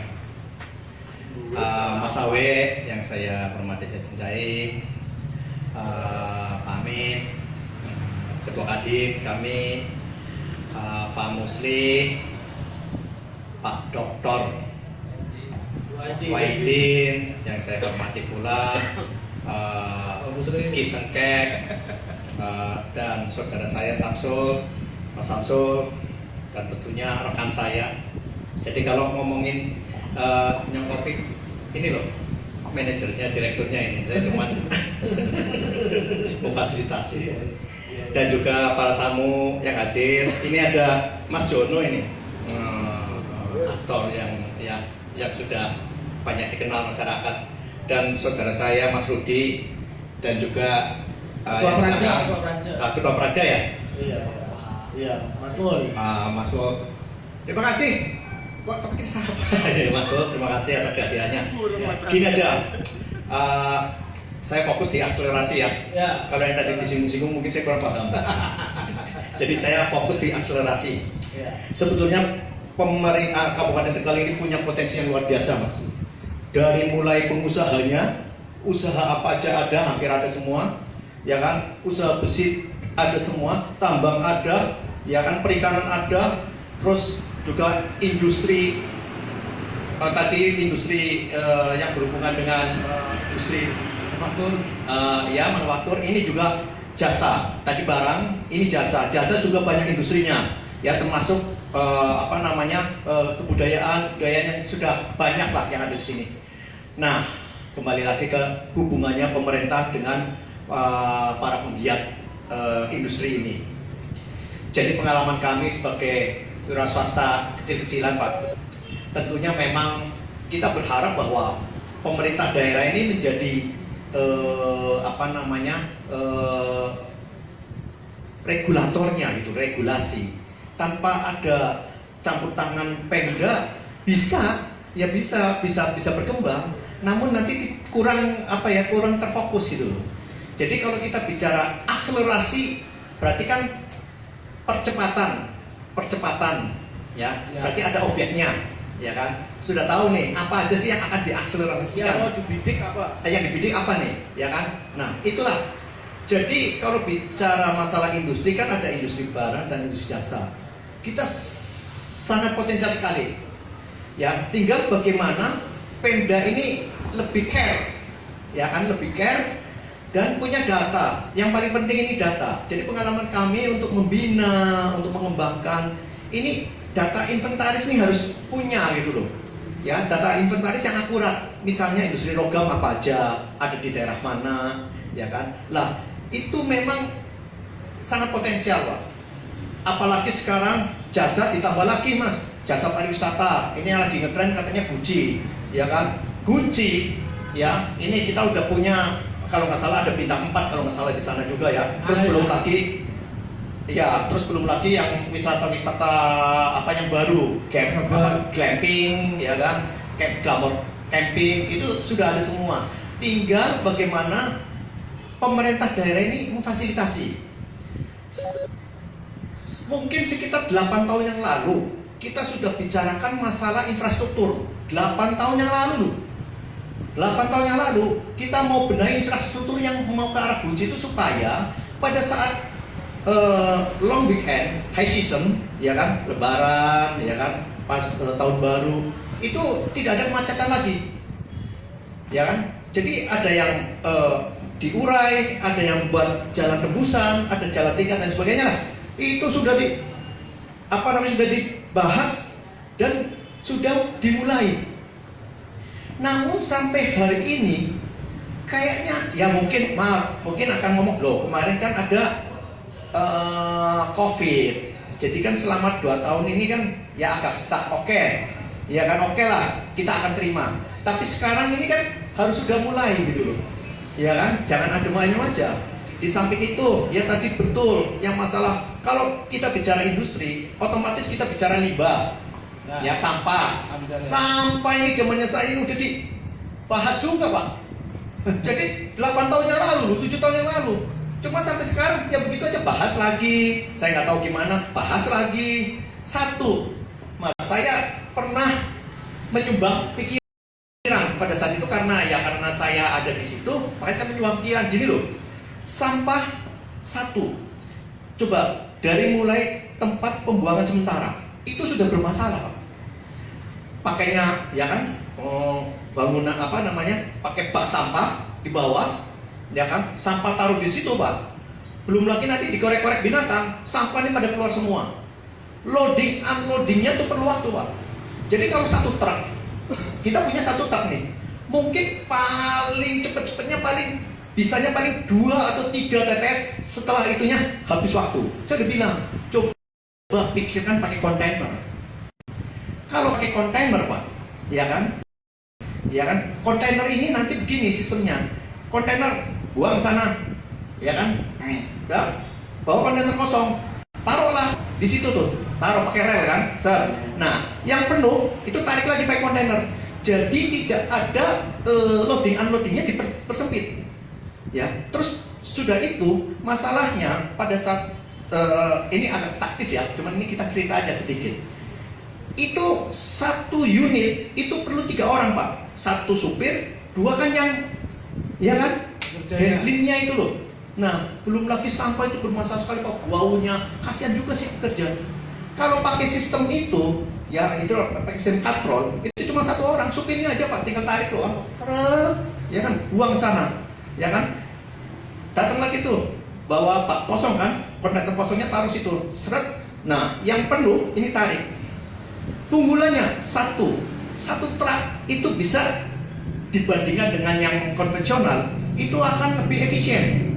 1 truk tuh bisa 1 hari itu bisa berapa rit karena cepat. 1. Yang kedua, saya yakin pasti lebih bersih. Kenapa? Itu yang namanya kontainer kan buangnya dari atas Pak, samping-sampingnya bersih, ya kan? Jadi tidak akan tercecer lagi. Itulah kira-kira itu. Nah, sampai sekarang pun saya nggak tahu gitu loh. Sudah katanya nih udah lampu merah nih. Nah, saya berharap mudah-mudahan ya kan pemerintah juga punya akselerasi untuk memberesi sampah ini yang bermasalah. Nah, terus satu lagi, satu lagi. Sangat disayangkan kita nggak bicara industri. Kalau industri, ya ini industri ini automatically, apalagi kita patut berbangga kalau Kabupaten Tegal ini industrinya dari mulai industri yang menengah bawah atas pun kita sudah punya. Karena industri teh ini paling besar Kabupaten Tegal Pak, nasional bahkan Asia itu diperhitungkan Kabupaten Tegal. kita nggak punya kebun, tapi kita bisa menjadi andalan, punya pabrik-pabrik yang besar. Jadi itu juga perlu perlu didampingi, perlu disupport juga supaya mereka tetap berkembang di Kabupaten Tegal. Jangan sampai pindah ke kabupaten lainnya, kan gitu. Jadi tetap itu harus kita bina, ya kita rangkul supaya mereka tetap berkembang di Kabupaten Tegal. Terus ada satu lagi, ada beberapa teman-teman saya mau invest di sini, mau investasi, ya kan. Terus dia saya, wah ternyata lama juga perizinannya, gitu loh. Nah, ini kembali lagi masalah AMDAL. Tolong, saya bilang ini memang harus ada integrasinya, harus ada menjalin kebersamaan antara antara AMDAL, pembuatan AMDAL dengan Bek2T ya.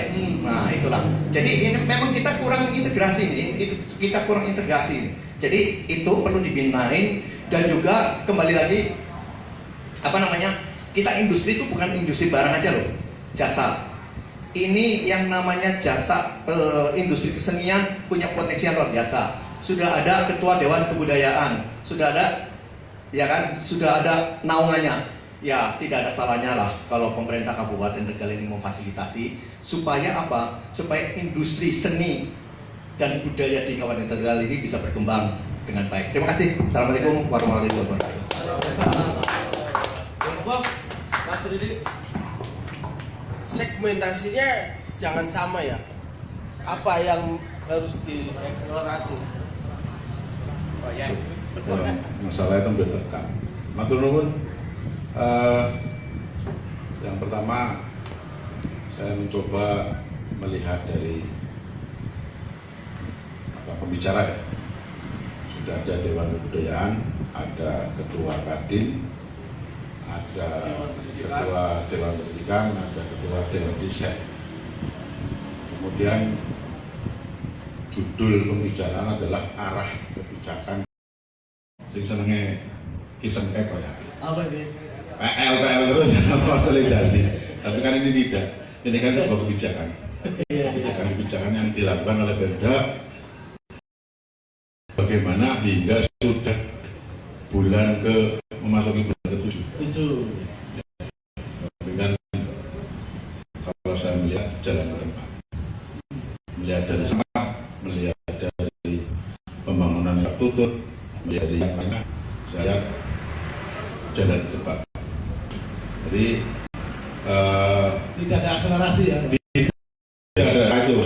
Kesimpulan saya dalam tahun ini tidak ada percepatan atau akselerasi pembangunan di dalam Kabupaten Tegal. Terima kasih. Assalamualaikum warahmatullahi wabarakatuh. Ya, soalnya kita bicara tentang perspektif membaca dari sudut pandang Adit, Dewan Pendidikan, dan saya.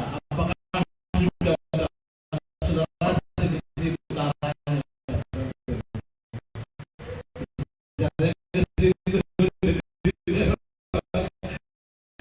Kita mau melihat bagaimana teman-teman dari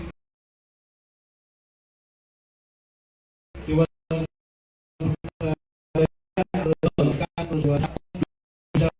dan ini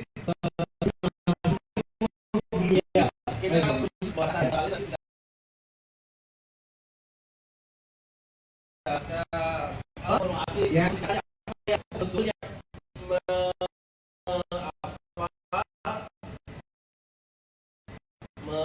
harus jembatan ini misalnya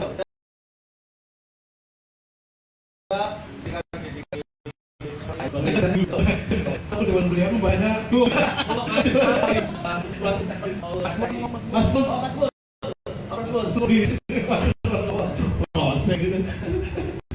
Mas Pul. Ada tujuh orang masuk.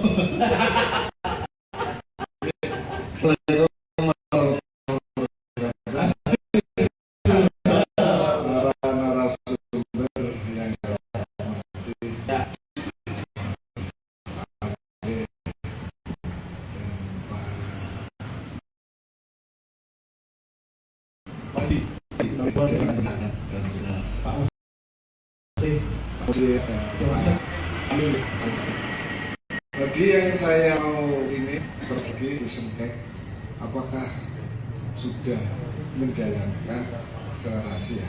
Iya, pemerintah itu. Oh, gitu. Oh, ini memang sangat menarik dan kemarin saya ikut membahas dengan Mas Watur bahwa kalau menurut pengamatan saya selama ini, jadi kalau pemerintah daerah sudah melakukan akselerasi, saya jawab sudah. Sudah. Gak sudah. Dari sudut pandangnya dari mana? Oh ya sudah.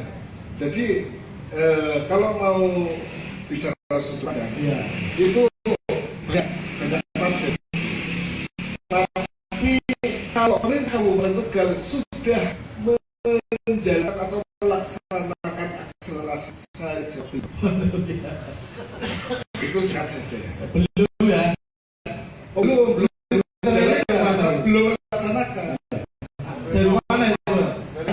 Kriterianya dari mana? Kenapa sampai belum? Ya dari pendapat saya.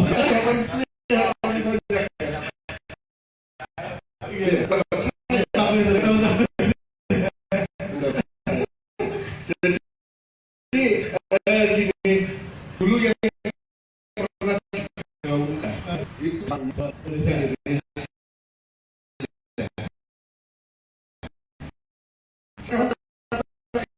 itu tidak pernah terdengar. Hilang ya? Hilang.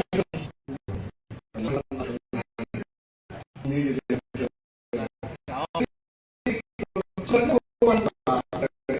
Eksternal yang saya dengar ini masuk itu kan dia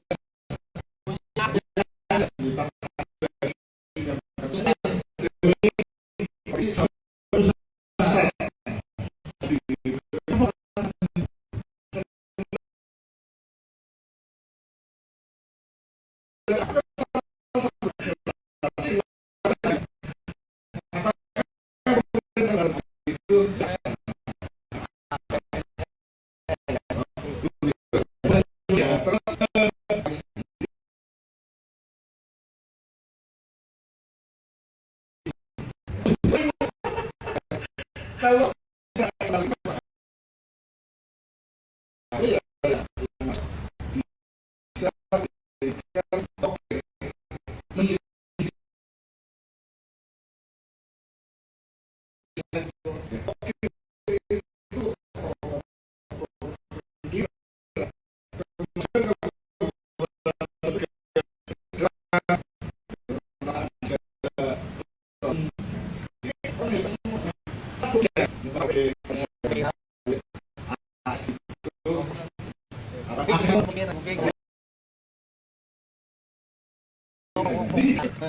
masa Kabupaten Tegal itu pinter-pinter ya kewuhnya ini memang yang selalu dikedepankan rasa orang kebenar ya, mau menyampaikan misalnya verbal, tapi mungkin ya di para narasumber ini sudah pernah menyampaikan sama pemangku kebijakan ya, mungkin sudah, namun hanya sekedar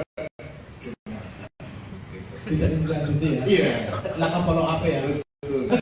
Satu-satunya akselerasi akan jalan. Iya. Iya. Untuk kepentingan 2024 atau masyarakat.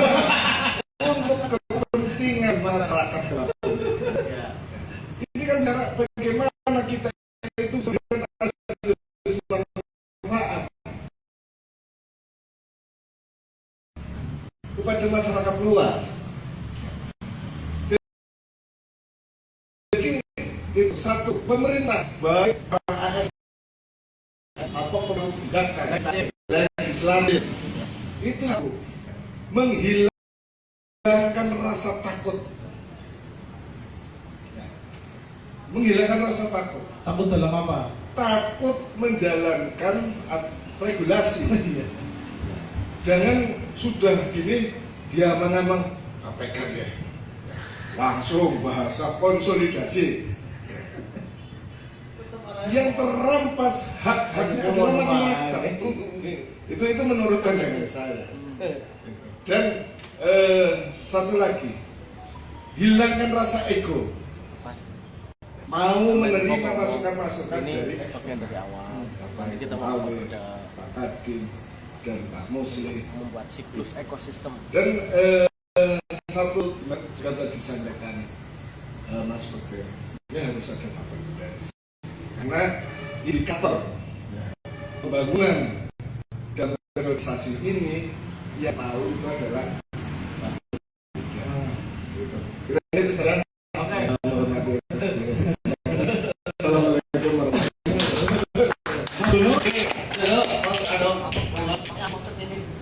Oh iya. Visi itu sebetulnya termasuk bagian dari menyumbang pokok pemikiran. Pokok pemikiran. Jadi pokok bukan hanya milik dari pemborong. Iya, tapi kita juga pokok pemikiran. Kalau yang ada di sini juga berhasil menyumbang pokok pemikiran. Tidak ya Mas? Yang duduk di depan adalah menyumbang pokok pemikiran. Wis. Bukannya sih senang ngomong. Terima kasih para narasumber yang sudah memberikan banyak hal pemikirannya di diskusi kali ini, termasuk para pengunjung yang saya pikir itu juga salah satu menjadi narasumber. Karena sebenarnya kita diskusi ini, kita undang narasumber itu menjadi pemantik biar pengunjung juga bisa menjadi narasumber pendapat dan lainnya. Kaitan dengan masukan tadi Mas Rudi dan lainnya, sampai hari ini saya sebenarnya nge-share semua ke teman-teman OPD. Jawabannya memantau lewat YouTube gitu. Saya pikir apa yang disampaikan tadi menjadi masukan buat pemerintah paling tidak, dan komunikasi dengan Bapeda. Dia memantau lewat YouTube dan sengaja memang kita kepengen melihat, dan mungkin yang kopi pengen membaca juga bagaimana sebenarnya arah kebijakan yang dilakukan Pemkab itu dari kacamata masyarakat. Karena saya yakin para pemangku lembaga gitu, non pemerintah, saya yakin punya peran penting untuk memberikan kemajuan dalam rangka melakukan, kalau kemudian pemerintah punya akselerasi. Saya sering beberapa kali diskusi, rencana akselerasi ada seperti Rasmul. Kemudian orang bisa melihat apakah sudah dijalankan atau tidak tergantung dari kacamatanya. Saya pikir. Mungkin dari beberapa hal yang kemudian hari ini didiskusikan, mulai dari pendidikan, UMKM dan lainnya, saya pikir nanti bisa disebut-sebut gitulah, kaitan dengan pendidikan, kaitan dengan UMKM, karena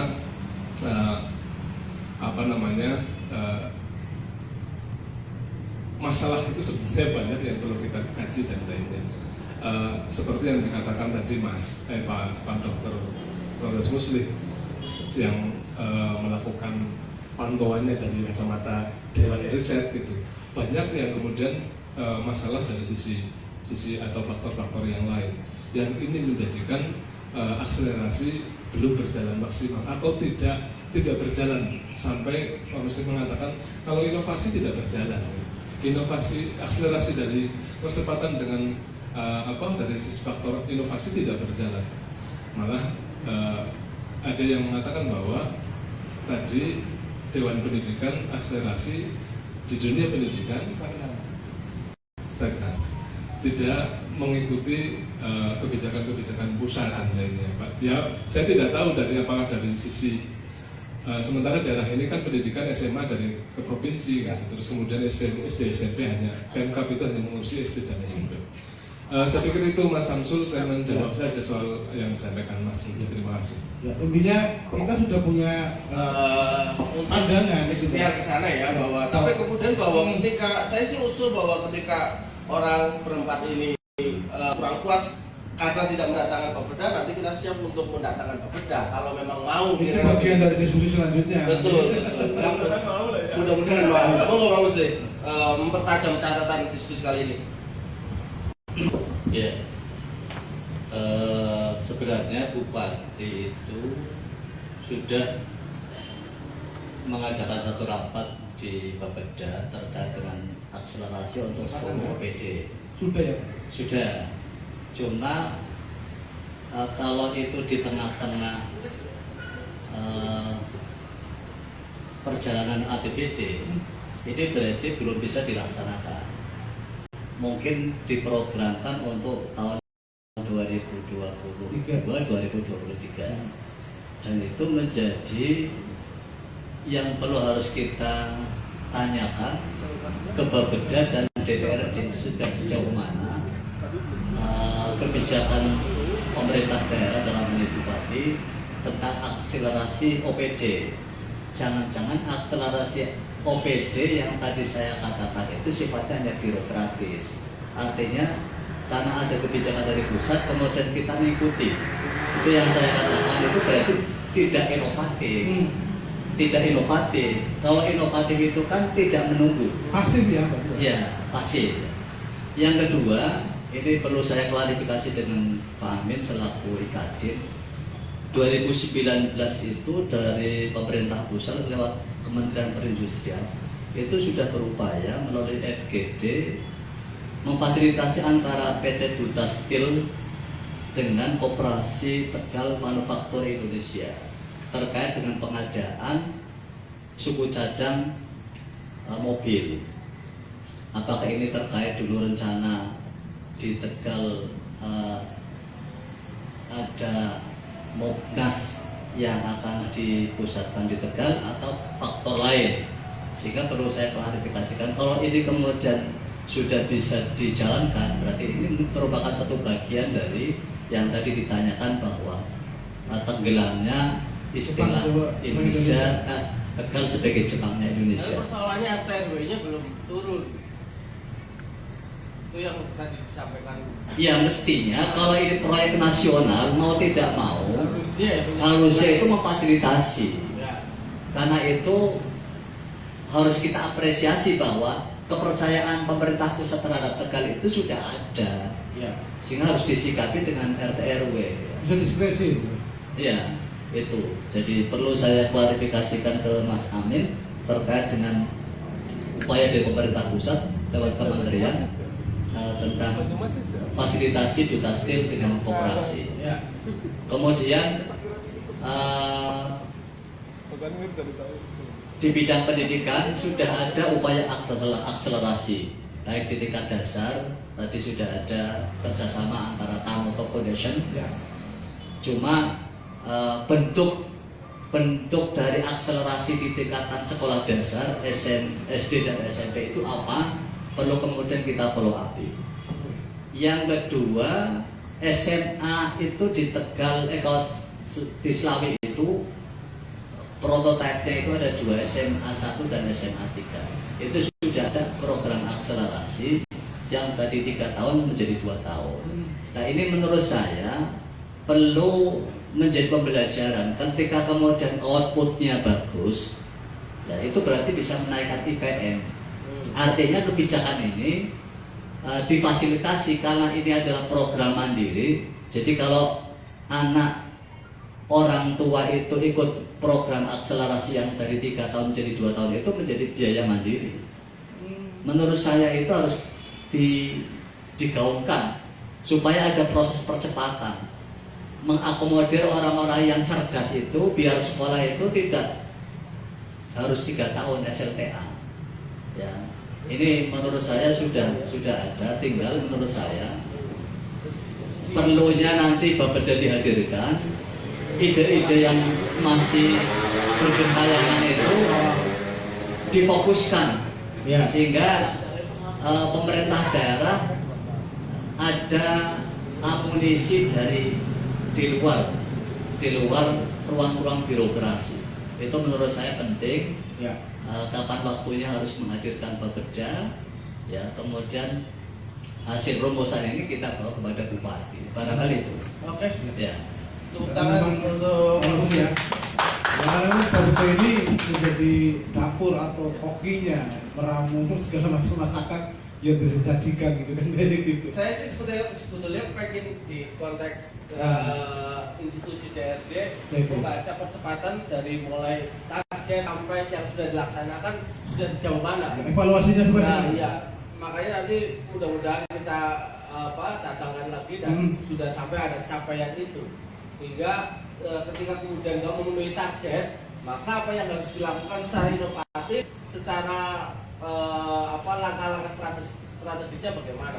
Itu yang paling penting gitu. Monggo Pak sekalian juga untuk closing statementnya. Monggo. Apa yang harus dilakukan? Ya, terima kasih. Intinya akselerasi pembangunan Kabupaten Tegal sudah, tapi semampunya apa adanya. Semampunya dan apa adanya. Kalau kita kan kita kan sebagai dunia pendidikan kan harus dari beberapa perspektif lah gitu. Kita inginnya ya ideal, tapi suatu hal yang ideal itu menurut saya itu hal yang nisbi lah, tidak akan pernah tercapai. Itu yang pertama. Yang kedua dan yang terakhir, saya itu ingin lah, bukan saya punya kualitas enggak, saya ingin merangkul teman-teman yang sekiranya punya kemampuan dalam, insya Allah Kabupaten Tegal tidak kurang dari kebudayaan, dari pendidikan, riset dan lain sebagainya, pakar ekonomi, pakar budaya, pakar sosial, bahkan pakar politik yang berdominan itu kata Pak kebudayaan itu. Jadi yuk kita duduk bareng lah, kita duduk bareng atau diajak duduk lah. Walaupun misalkan hanya sekedar dikasih kopi, insya Allah yang mau lah demi kabupaten sebagai think tank-nya lah, sebagai think tank-nya kebijakan kira-kira begitu ya Pak? Iya, ya dari semua lah, terutama dari segi pendidikan. Kabupaten Tegal saya sebagai pemerhati pendidikan lah, miris sekali. Untuk sekarang saya membaca dari bukunya Prof. Abu Tinata, itu untuk tahun 2030. Ini ya akhlak kita, budaya kita itu akan tergerus oleh yang namanya teknologi. Nah ini kan harus ada inovatif dari kata-kata yang punya kewenangan lah. Kalau kita kan hanya sekedar berpikir. Kalau bisa ya kita bisa dihadirkan, kita ngomong itu. Jadi menurut saya akselerasi pembangunan Kabupaten Tegal sudah, tapi apa adanya. Oke, seperti itu. Mas Yun. Daerah sudah dilakukan, tapi apa adanya. Hari pendidikan ngomong halus Pak. Pak Kadir. Ya, baik, terima kasih. Sebagai penutup nih masih lanjut gitu kan. Jadi gini, betul bahwa kabupaten itu punya banyak potensi, ya kan? Cuma yang betul kan masalah koordinasi dan kolaborasi. Bukan konsolidasi. Dan konsolidasi. Orang bukan Mas Adnan. Dan KPK ya kan, kancane mendorong kabupaten. Jadi kalau kita dulu pernah dengan jargon Pertiwi gitu kan. Apa itu Pertiwi? Perindustrian, pertanian, industri, dan wisata. Ya kan? Masalahnya kita fokus enggak sih? Ya kan? Kan cuma jargon nih. Pertanian apa? Yang difokuskan gitu. Industri tadi kan, industrinya apa yang difokuskan? Juga kan Jepangnya bisa, tapi Jepang berapa tahun yang lalu gitu loh. Ya kan? Betul Mas, 4 bulan lalu kan ada yang namanya kick off industri 4.0 di LIK. Itu bagus, tapi sayang, asli saya itu kita tidak merebut itu sebagai suatu momentum gitu loh, ya kan? Saya nanyain, saya datang waktu itu dan saya kasih bunga selamat tuh hanya Kadin yang kasih bunga itu karena ada kick off industri 4.0 itu luar biasa. Dan saya datang, saya ketemu dengan teman-teman dari industri besar, Caterpillar, Astra, Toyota, ke Tegal. Terus saya, kenapa Pak kok kick off-nya di Tegal? Karena ini menjadi mata-mata logistik man, untuk sebagai otomotif, gitu kan. Nah ini kan bagus, tapi mohon maaf sekali lagi, ada yang namanya fokus. kurang ditangkap itu ya. Iya. Ini kadang-kadang teman-teman jalan-jalan sendirian, sebenarnya jalan sendiri tanpa ini ya. Nah maksud saya itu harus bisa lagi, dan kita ini dia sudah ini dibidik oleh nasional Tegal itu, ya kan? Jadi kita fokus nih, apa industri yang diinginkan? Otomotif atau apa? Ayo genjot gitu kan. Terus wisata ya kan, pertiwi, petaninya, petani apa? Industrinya apa? Ya kan? Wisatanya apa yang harus digenjot juga? Ya. Jadi itu bolehlah macam-macam, tapi sudah punya jalur yang bagus, tunjukkan itu, fokuskan gitu kan. Supaya apa? Ada tadi akselerasi, nah percepatan. Sekarang bagaimana digitalisasi dan kolaborasi kan. Jadi kami dari Kadin bagaimanapun ini kami menjadi tugas kami semuanya kan. Ya. Dan tentunya banyak sekali yang punya pakar. Ya. Ya kan, kami berharap memang ke depan PEM itu memang open, terbuka dan merangkul, ya kan, tentunya di luar sistem lebih kolaboratif ya. Mau diperencanaan, boleh diperencanaan, iya, ya kan, hearing, gitu kan, kita diundang aja ngapain, kan itu kan bagian dari partisipasi masyarakat, ya kan, entah budayanya, pendidikannya, risetnya, industrinya, kita siap kok, ya kan. Nah, pelaksanaannya kita bareng-bareng, termasuk kita juga rajin masuk dalam tim percepatan penggunaan produk dalam negeri, ya kan. Nah, ini juga kami menunggu diundang untuk rapat. Kami sudah masuk tim, panitia kami belum pernah rapat. Ya. Ini juga bagaimana kita mengawal untuk apa? Pengadaan barang di kabupaten.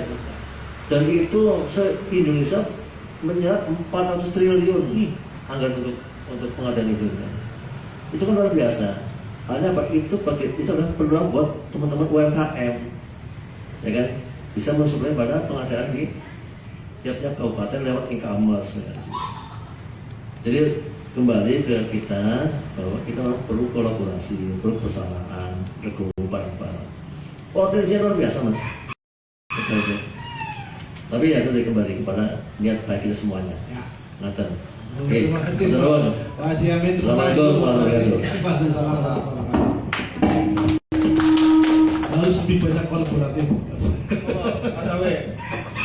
Terima kasih. Yang keren Mas Awe. Baik, terima kasih. Lakukan akselerasi kah? Ya.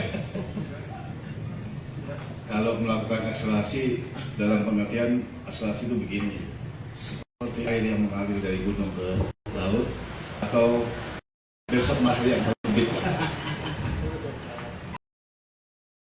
Iya, akselerasi kalau terjemahannya itu sudah hebat.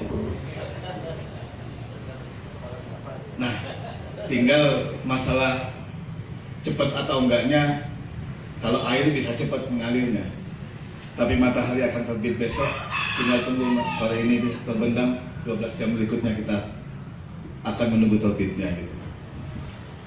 Akselerasinya sampai situ aja.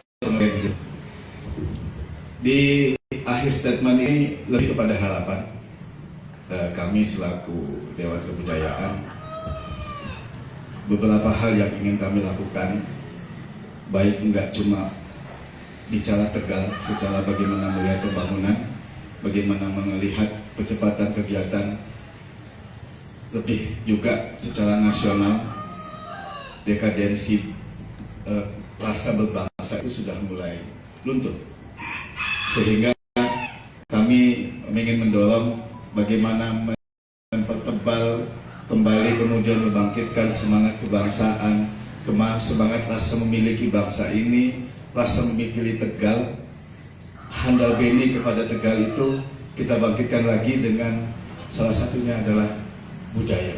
Budaya tidak sekedar masalah pertunjukan, tetapi sebagai laku dan pola hidup. Mudah-mudahan apa yang ingin kita jalankan bersama ini, tentu kami Dewan Kebudayaan tidak bisa jalan sendiri. Insya Allah saya menanti proses pertemuan ini, karena berikutnya adalah kami akan mengajak pastinya izin Bapak Dewan Riset, Dewan Pendidikan dalam sebuah kegiatan-kegiatan yang pastinya mendorong rasa ingin kita membangun Tegal dengan lebih baik. Berikutnya bagaimana ini menjadi lebih dewasa, karena satu sisi begini, idealisme entah idealisme ekonomi, idealisme politik, harus kita pahami seperti jadi kayak makhluk halus. Jadi ketika sebuah kelompok atau dianggap kelompok ketempelan, dia akan menjadi idealisme politik itu. Sesuatu yang menurut saya adalah kanaan, dan itu merambat ke semua bidang di bawah negara. Idealisme itu adalah kelompok, idealisme itu adalah teman, idealisme itu adalah apapun. Kekanak-kanakan yang dikatakan, kekanak-kanakan yang kita nikmati hari ini, karena akhirnya yang tidak pelaku pun jadi ketempelan. Kenapa saya bilang jadi makhluk halus? Sehingga mempengaruhi. Kalau sudah orang biasa, oke. Tapi ketika itu pola pikir itu masuk ke wilayah yang punya jabatan, masuk ke wilayah yang punya kemampuan dalam berkuasa masalah kebijakan, ini menjadi kanak-kanak. Padahal mari duduk bareng, tak kenal maka tak sayang. Cuma masalahnya seperti yang disampaikan Pak Widi tadi, ketika mau duduk bareng ternyata kursinya buat rebutan dulu gitu loh. Jadi susah untuk duduk bareng kan? Demikian hal, semoga apapun sedikit banyak yang kita bicarakan hari ini menjadi harapan yang lebih baik untuk kita ke depan. Minimal terima kasih kepada Nyong Kopi. Saya dipertemukan dengan senior-senior saya. Yang pertama keluar Pak, nanti kalau ada formal kami ingin mengajak ngobrol, mengajak hal yang lebih intens, juga aplikasi yang lebih baik dengan Dewan Pendidikan, Dewan Riset, dan apapun kelompok masyarakat demi Tegal yang lebih baik. Terima kasih. Assalamualaikum warahmatullahi wabarakatuh. Tepuk tangan dulu untuk yang hadir, narasumber yang hadir. Memang tadi yang bicarakan memang lebih banyak kita akan berkolaborasi dari Mas Abed tadi. Teman-teman yang di sini juga nanti coba melihat tidak bisa berjalan sendiri ya Mas Abed. Iya, minimal kita membuktikan bahwa kita peduli terhadap pemerintah Kabupaten Tegal. Duduk di sini membicarakan ini juga bagian dari kepedulian kita. Betul. Artinya bukan kelompok yang nyinyir, tapi kita memberikan catatan untuk lebih baik. Terlepas dari like, dislike, apa yang kita sampaikan gitu. Karena kita punya Dewan Riset Daerah, kita pengen hidupkan ada Dewan Daerah untuk kita bareng-bareng di sini untuk ngobrolin soal pemerintah Kabupaten Tegal. Kira-kira begitu. Tentunya tidak bisa kita picik memandang seperti kacamata kuda. Kenapa diskusi ini dihadirkan dengan tema sudut pandang masing-masing yang dihadirkan dari kacamata mereka, kita bisa melihat bahwa yang terjadi di Kabupaten Tegal ini yang terjadi baik dari kacamatanya dari kebudayaan, dari Kadin, dari Dewan Pendidikan Kabupaten dan Dewan Riset Daerah maupun dari teman-teman pemantik yang hadir.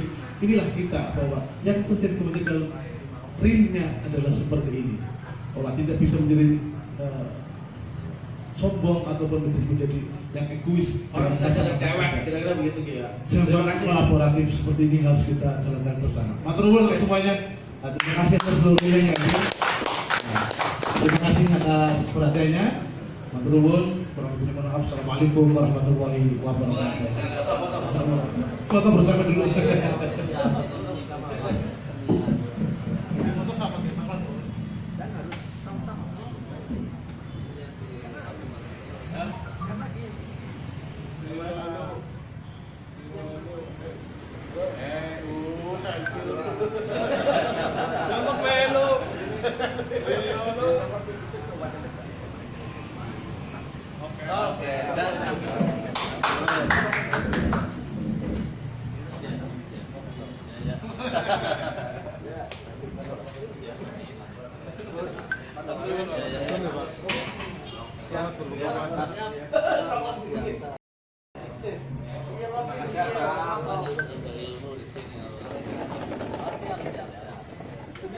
Jakarta.